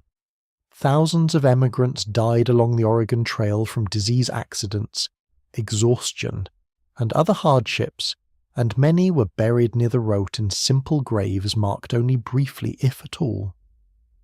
It is not something the road announces loudly. It simply allows you to discover it one mound at a time. The effect is different from anything you have felt so far. Sickness brought fear. Rivers brought tension. Heat brought irritation, but graves bring something slower, heavier, harder to shake off.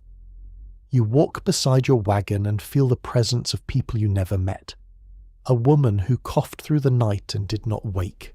A child who faded too quickly. A man crushed beneath a wheel. A traveller who simply could not go on. Each grave holds a story that ended mid-sentence, and the trail continues past them without pause. You slow without meaning to. Others do too. Conversations fade. Even the most talkative among you seem to sense that this is not a place for easy chatter. The oxen move as they always do, steady and indifferent, yet even their movement feels quieter here. Dust rises and settles over the mounds, as if time is already doing its careful work of smoothing everything into memory. There are names sometimes scratched into wood, though weather does not respect ink or carving for long. You might see a date, a surname, a few words, beloved wife, infant son, taken by fever. The letters may already be fading, the edges of the board splintering.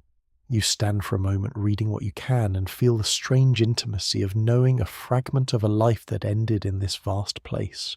A small poignant detail from trail recollections is that some emigrants, fearing grave robbing by animals, buried loved ones in the trail itself so that passing wagons would compact the earth and discourage disturbance. It sounds harsh at first, almost unthinkable until you consider the conditions. Limited tools, little time, no fences, no guarantees. Protection had to come from the only thing available, the movement of the living over the resting place of the dead. It is a stark kind of practicality, one that stays with you longer than you expect. You begin to wonder about the moment of burial. Who stood there? Who spoke? Whether there were prayers or only silence, whether the company waited a day or moved on within hours, whether the grieving had time to feel anything at all before the next demand of the trail arrived. Loss here cannot follow the patterns of home. There are no long visits, no tending of graves over years, no certainty that anyone will return. Grief becomes something carried forward, packed as carefully as flour or tools because it cannot be left behind. There is an ongoing discussion among historians about how emigrants processed death during the journey, whether emotional expression was restrained by necessity, or whether private sorrow found its way into diaries and quiet moments rather than public display. Walking here, seeing these graves spaced along the route like faint punctuation, you suspect that grief adapted to the trail just as everything else did. It had to fit between miles. You pass another marker, this one without a name, just a few stones arranged with intention. You imagine someone kneeling there, arranging those stones carefully, perhaps, with shaking hands, perhaps, with a calm that comes when exhaustion has flattened all other emotion. The thought lingers. These are not distant historical figures now. They are fellow travellers only separated from you by time and chance. Children notice too, though differently. One asks what it is, another grows quiet. A third, too young to understand, may simply skip ahead until called back. Adults answer as gently as they can, choosing words that explain without overwhelming. The trail does not spare children entirely, but it does not always reveal everything at once either. Knowledge arrives in layers like distance. The landscape itself seems to absorb these small histories without comment. The grass grows, the wind moves, the sky stretches on in its endless way. There is no grand memorial here, no carved stone to command attention, only the knowledge that the road you follow is also a record written not in ink but in absence. And yet even in this there is something else. You keep moving. That is the strange truth that sits beside every grave. The wagon rolls, the oxen lean forward, the company advances. Not because the losses do not matter, but because stopping entirely would make those losses final in a different way. The journey insists on continuation. The living must carry the memory of the dead forward mile by mile without the comfort of staying. You feel it in your own body now. A new awareness, quiet but persistent, The trail is not only testing strength, it is reminding you of limits, of how quickly things can change, of how thin the line is between walking beside the wagon and being remembered beside the trail. As evening approaches, the camp feels slightly altered. Voices are softer, movements more deliberate. Even laughter, when it comes, carries a gentler tone, as though everyone has agreed, without saying so, to treat the day with a little more care.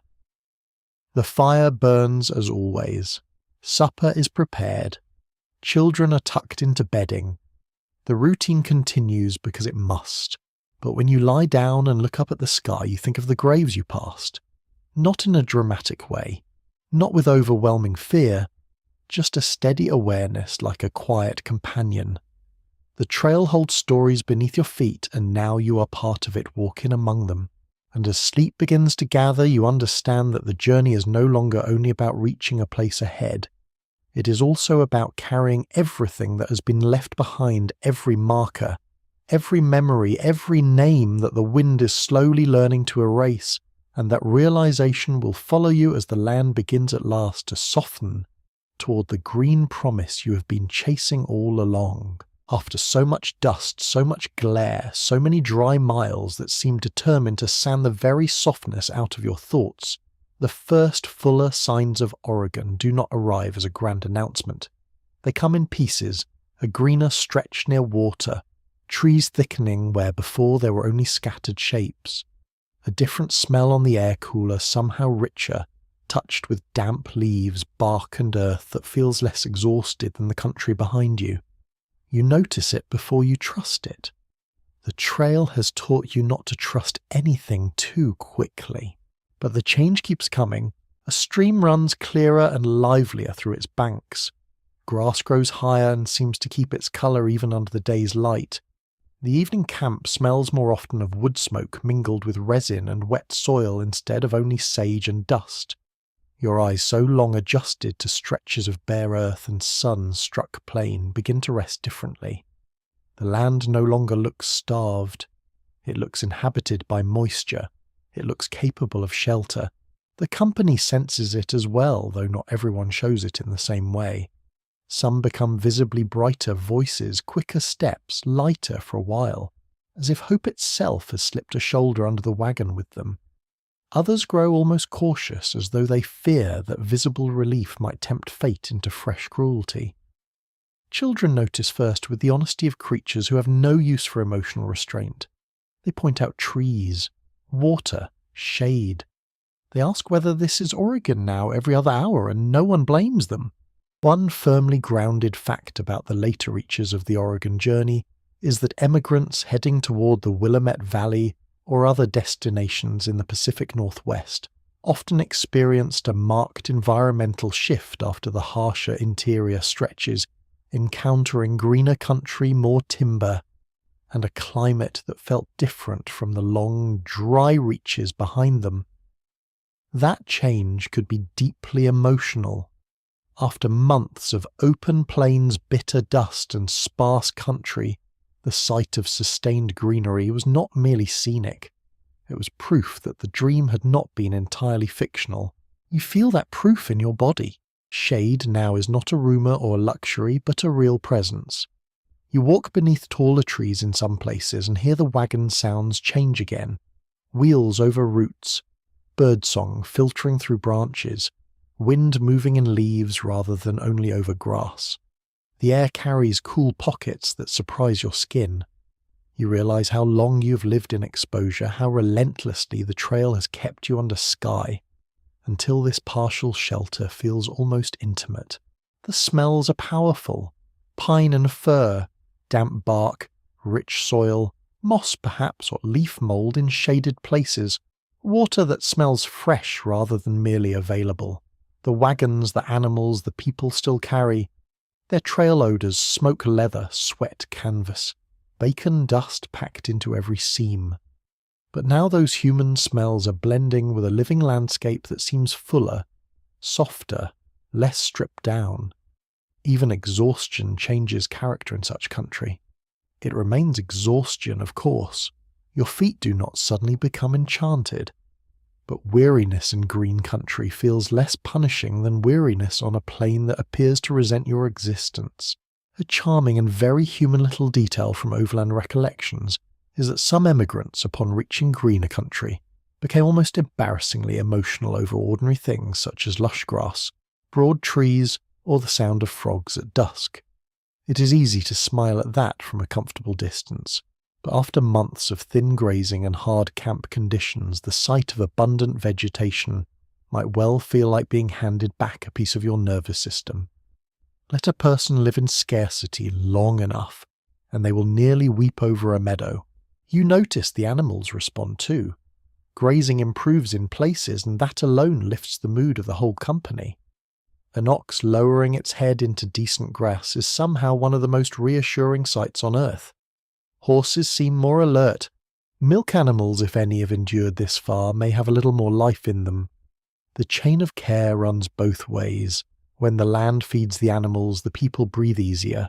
Yet relief does not mean ease, not entirely. Trails through greener country can still be rough, narrow muddy route, crossed or crowded with obstacles of a different kind. Rivers remain rivers. Wheels still break. Bodies already worn down do not instantly recover, because the view is improved. You may be closer to Oregon's promise, but you're also arriving battered. The green is real. So is the fatigue. That fatigue has a strange texture now. It carries disbelief inside it. You have come far enough that the destination no longer belongs only to imagination, and that can be unsettling in its own way. The mind that sustained itself by looking ahead suddenly has to ask what happens when ahead becomes here. One more ridge, one more camp, one more crossing, one more day. The habits of endurance do not know at once how to relax. A point sometimes raised by historians is whether emigrants experienced arrival as immediate triumph, or as something more complicated shaped by lingering hardship, grief, illness, and uncertainty about the work still waiting at the end. You can feel that complexity already. The greener country lifts you, yes, but it also makes visible how changed you are. You do not approach Oregon as the same person who packed the wagon months ago beside a settled doorstep. The trail is rubbed away too much for that, and memories crowd in now more often. The first mornings of departure, the muddy ruts, the endless beans, the wolves at night, the graves by the roadside, South Pass under the big sky, the sharp smell of sage in the dry reaches. They seem to travel beside you now, ghost companions moving through this greener world. Even joy arrives with its sleeves full of memory. Children may chatter about orchards, they imagine houses, real beds, cows, schools, gardens, pies, every domestic miracle the human mind can manufacture when tired enough. Adults speak more practically.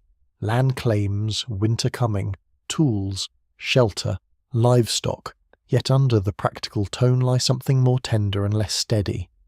Hope has survived long enough to become dangerous again. Before it was distant. Now it is close enough to bruise. Evenings in this country can feel almost unreal after the harsher lands behind. Camp under trees. A fire that smells of proper wood rather than scant fuel scraped together in resignation. The dusk filling with insects and frogs and birds settling instead of only the open hush of prairie dark. The air cooler damper carrying the sound of water that seems less like a problem to solve and more like a companion.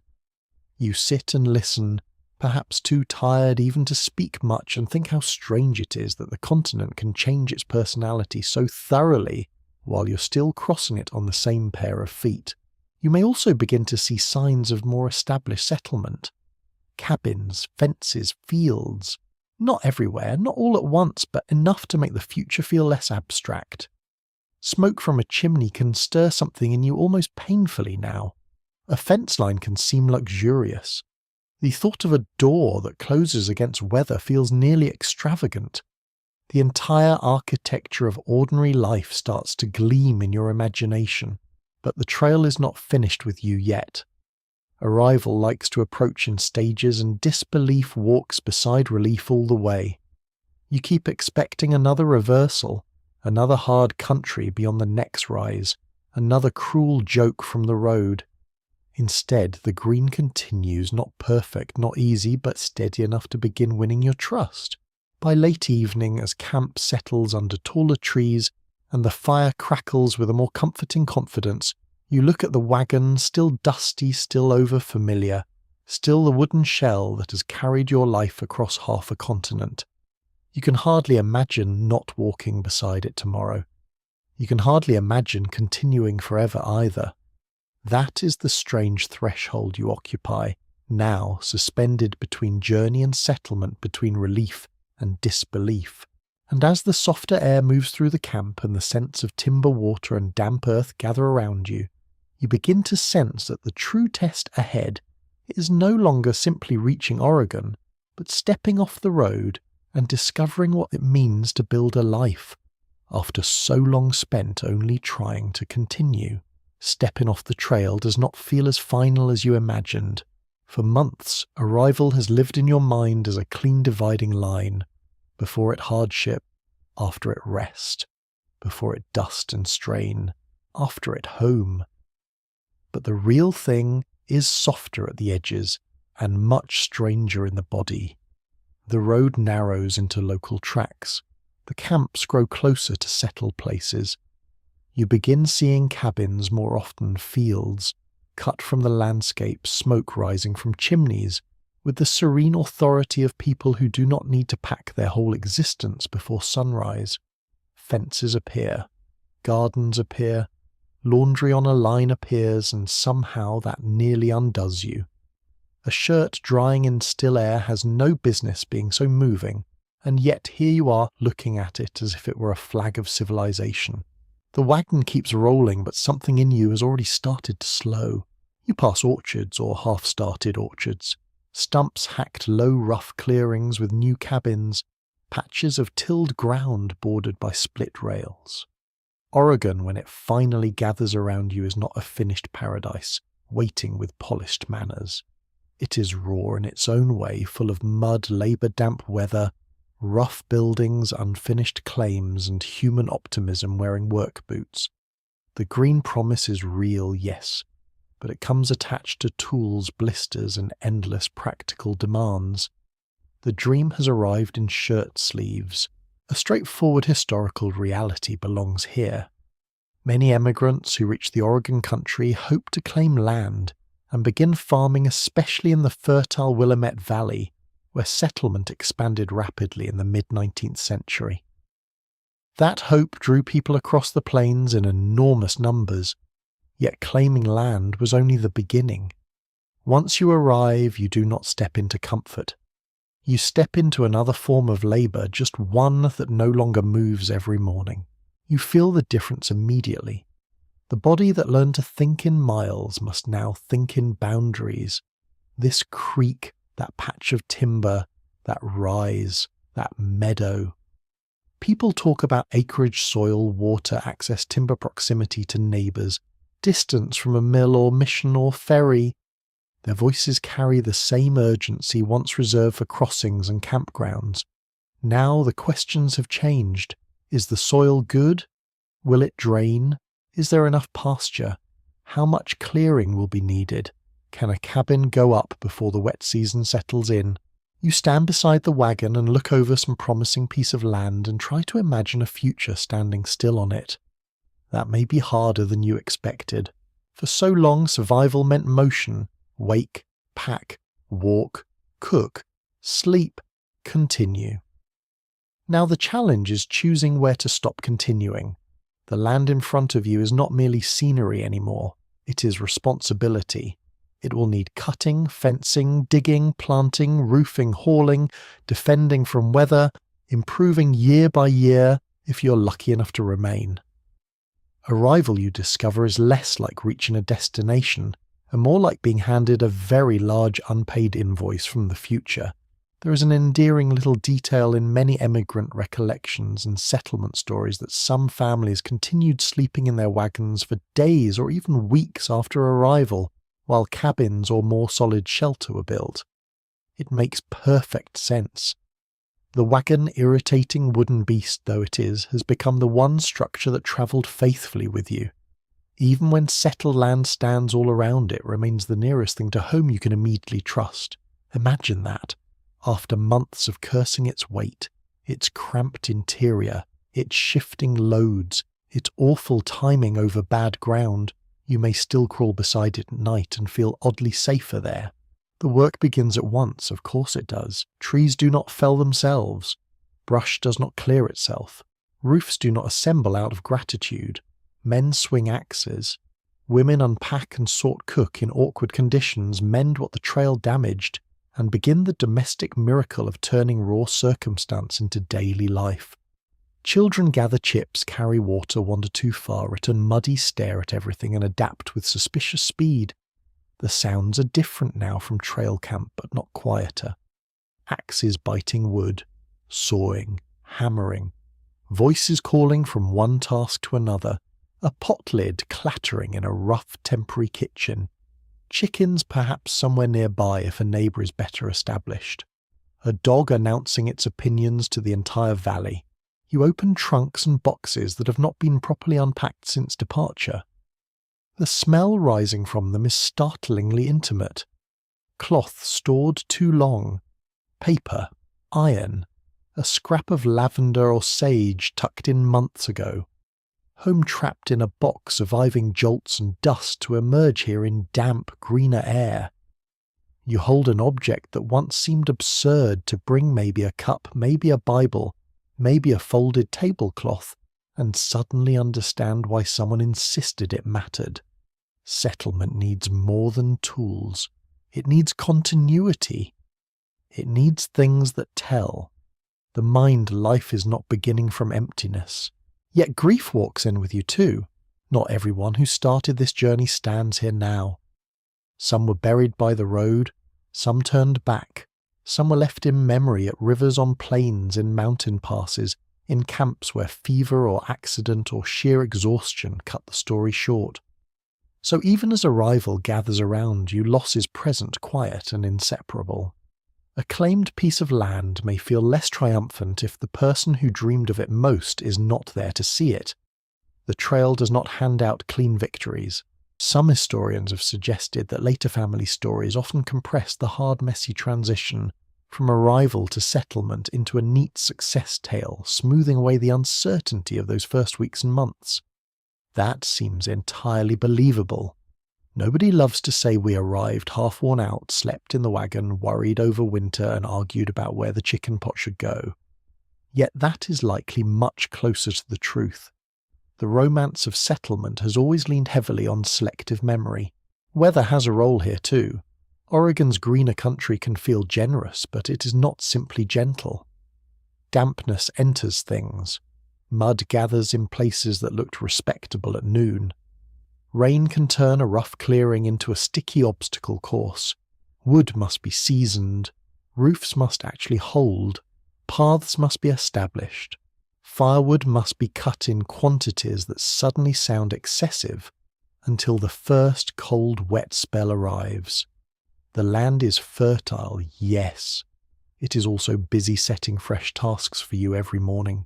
Still, there are moments when the promise shines through with almost painful clarity, a patch of soil that crumbles rich and dark in your hand, water running near enough to matter, grass that can support stock, trees tall enough for boards and beams, a sunset over a valley that no longer belongs only to imagination, the smell of fresh cut timber, mixing with wood smoke from your own temporary camp, a meal eaten not beside a road, but at the edge of a place you may call yours.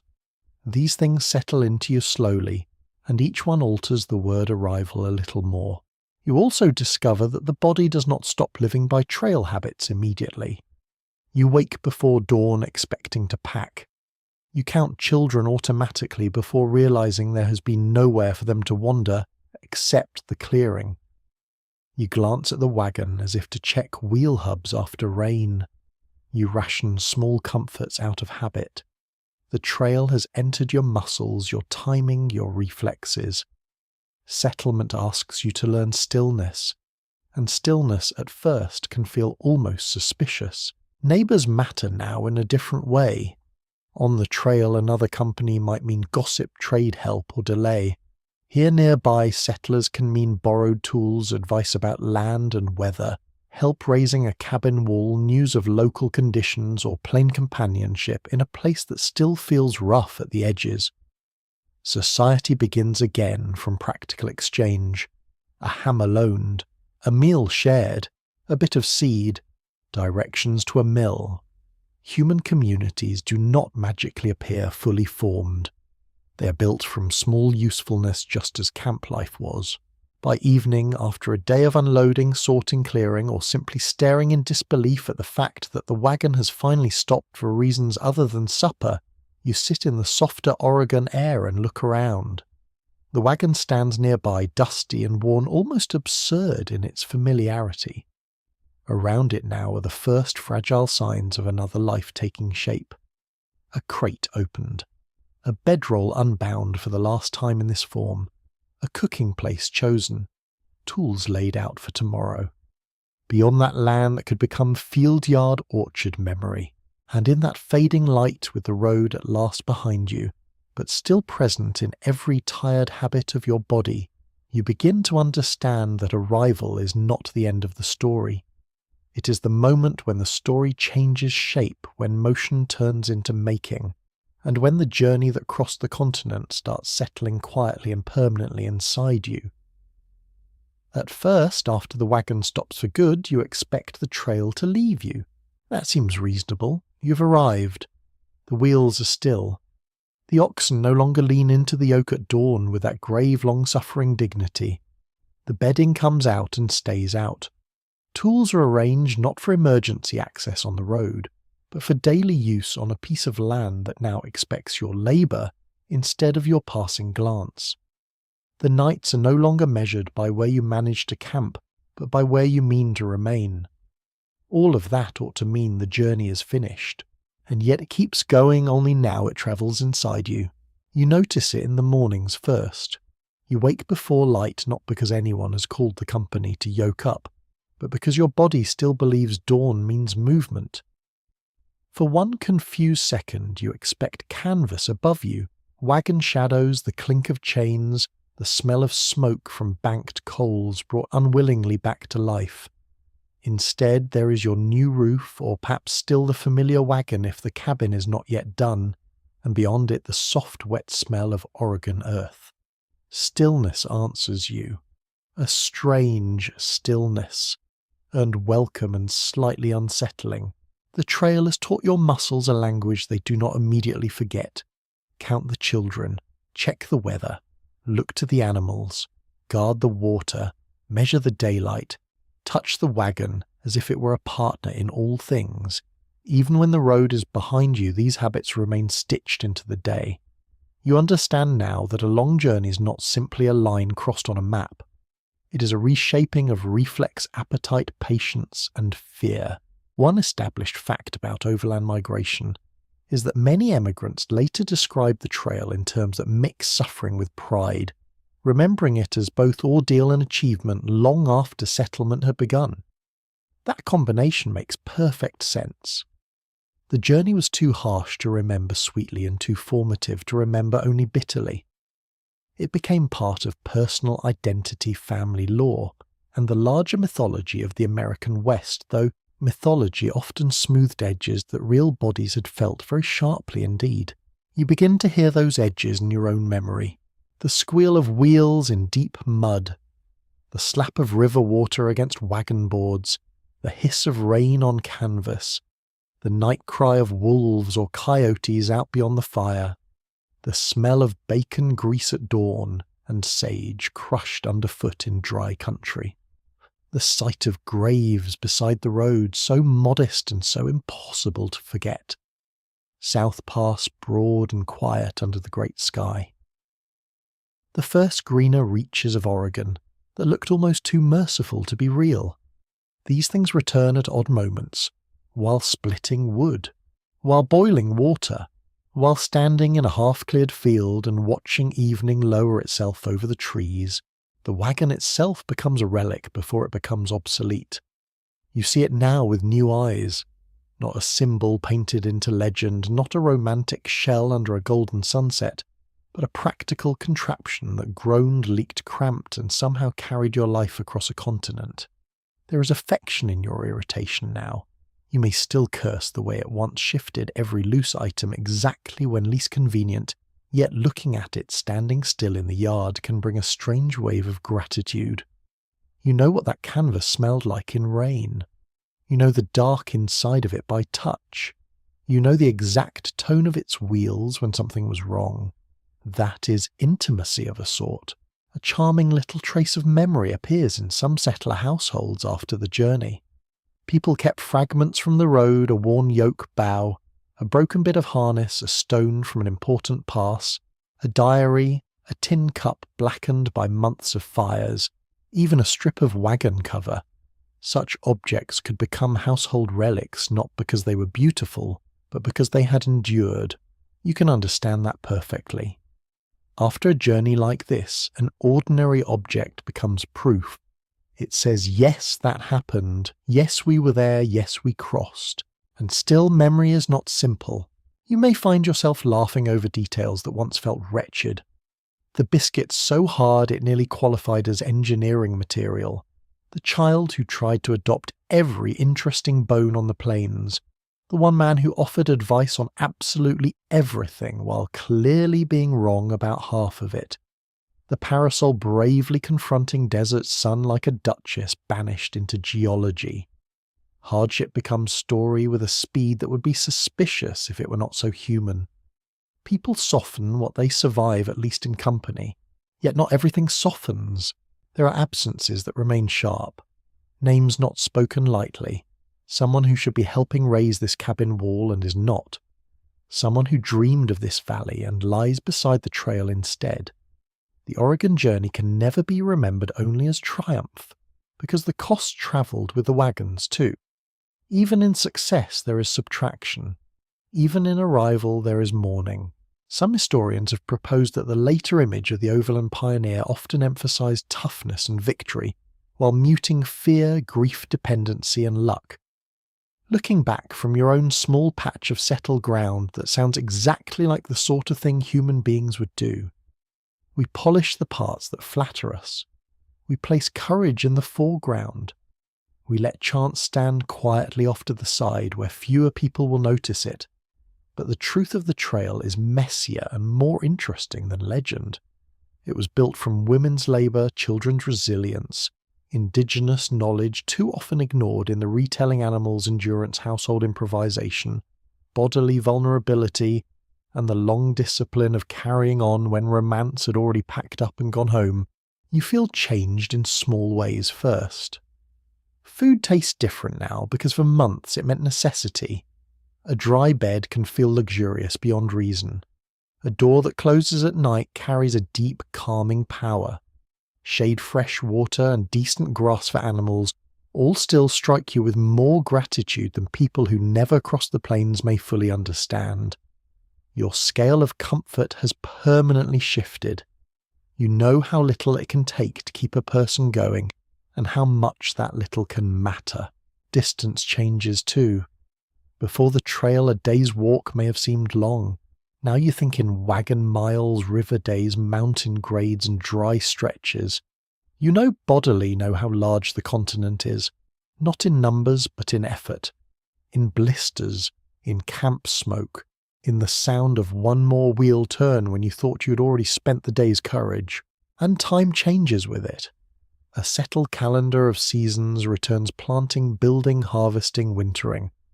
But beneath that lies trail time, the older rhythm you carried across the route. Dawn effort, noon strain, evening relief, the body remembers. Sometimes while working or resting you may wonder what exactly the journey did to you besides exhaust you and bring you here. The answer is difficult because it is not one answer. It made you less delicate perhaps, but also less careless. It taught you how much a person can endure, and how foolish it is to boast about endurance before being tested. It stripped away certain illusions. It sharpened your eye for useful things. It made comfort dearer, not cheaper. It taught you that progress is often slow, repetitive, deeply unglamorous, and still extraordinary in the end. By late evening, when work is done and the air softens under Oregon trees or open valley sky, you may sit with a tin cup in your hand and listen. Not to wagon chains now, not to the long murmuring of a trail camp, but to frogs leaves a nearby stream, perhaps an axe being put away, perhaps a child laughing in the yard. The sounds of settlement are gentler, more rooted, yet behind them, if you're quiet enough, you can still hear the road. Not literally, more like an inner echo. The wheel creak beneath every memory, the long, slow pulse of motion that brought you here. And now, as the years begin to gather over this place and the wagon weathering beside the cabin slowly becomes part of the landscape, the trail settles into story. You tell it. Others ask for it. Children who scarcely remember the first weeks begin to inherit the tale as though it were always theirs. Details shift, emphasis changes. Hardship becomes anecdote in one, telling warning in another, pride in another still. But under every version remains the same deep truth. You crossed. Slowly, painfully, stubbornly, imperfectly. You crossed. So when night lowers fully, and the fire gives off its steady, comforting heat, you look into it and understand that the Oregon Trail is not just behind you on the map. It is in the way you notice weather, the way you value water, the way you pack carefully, the way you mistrust easy, promises the way you bless ordinary shelter. It has entered your bones. It has altered your sense of distance, labour and home. And perhaps that is the final shape of such a journey. Not merely a road taken once, but a road that keeps travelling through the rest of your life wheel by wheel, memory by memory, until even stillness carries the faint old rhythm of going on. The night grows softer now. The fire settles into a bed of red coals, breathing a gentle warmth into the dark. The sharp edges of the day begin to blur. Around you, Oregon rests in its own quiet way, trees holding the wind water. Moving somewhere beyond sight, the earth cool and steady beneath everything at last. The wagon stands nearby, no longer straining west, only keeping its old watch beside the life it helped deliver. You do not need to move tonight. You do not need to measure miles or count river crossings or listen for the morning call to yoke the oxen. You have carried enough for one long life of days, so let your thoughts loosen a little. Let the dust settle from them as it once settled from your clothes at dusk. Let the river noises fade into something far away and soothing. Let the mountains rest where they are blue and patient in memory. Let the grasses of the plains sway again, only in the gentlest corners of your mind. Think of campfires glowing in circles of warm light, of coffee steaming in cold dawn air, of stars above the wagon cover of the first green valleys that seemed almost too good to be true. All of it belongs to you now, not as burden but as story. You have walked far enough. You have crossed enough. You have arrived, and more than that you have endured. Now the world can grow quieter. The wheels can stop. The voices can lower. The wind can move softly through the trees, and the last glow of the fire can dim and dim until it is only a calm ember in the dark, like a memory you do not need to hold tightly anymore. Rest here. The trail is over. The night is kind, and somewhere just beyond thought the land is finally still. Sweet dreams,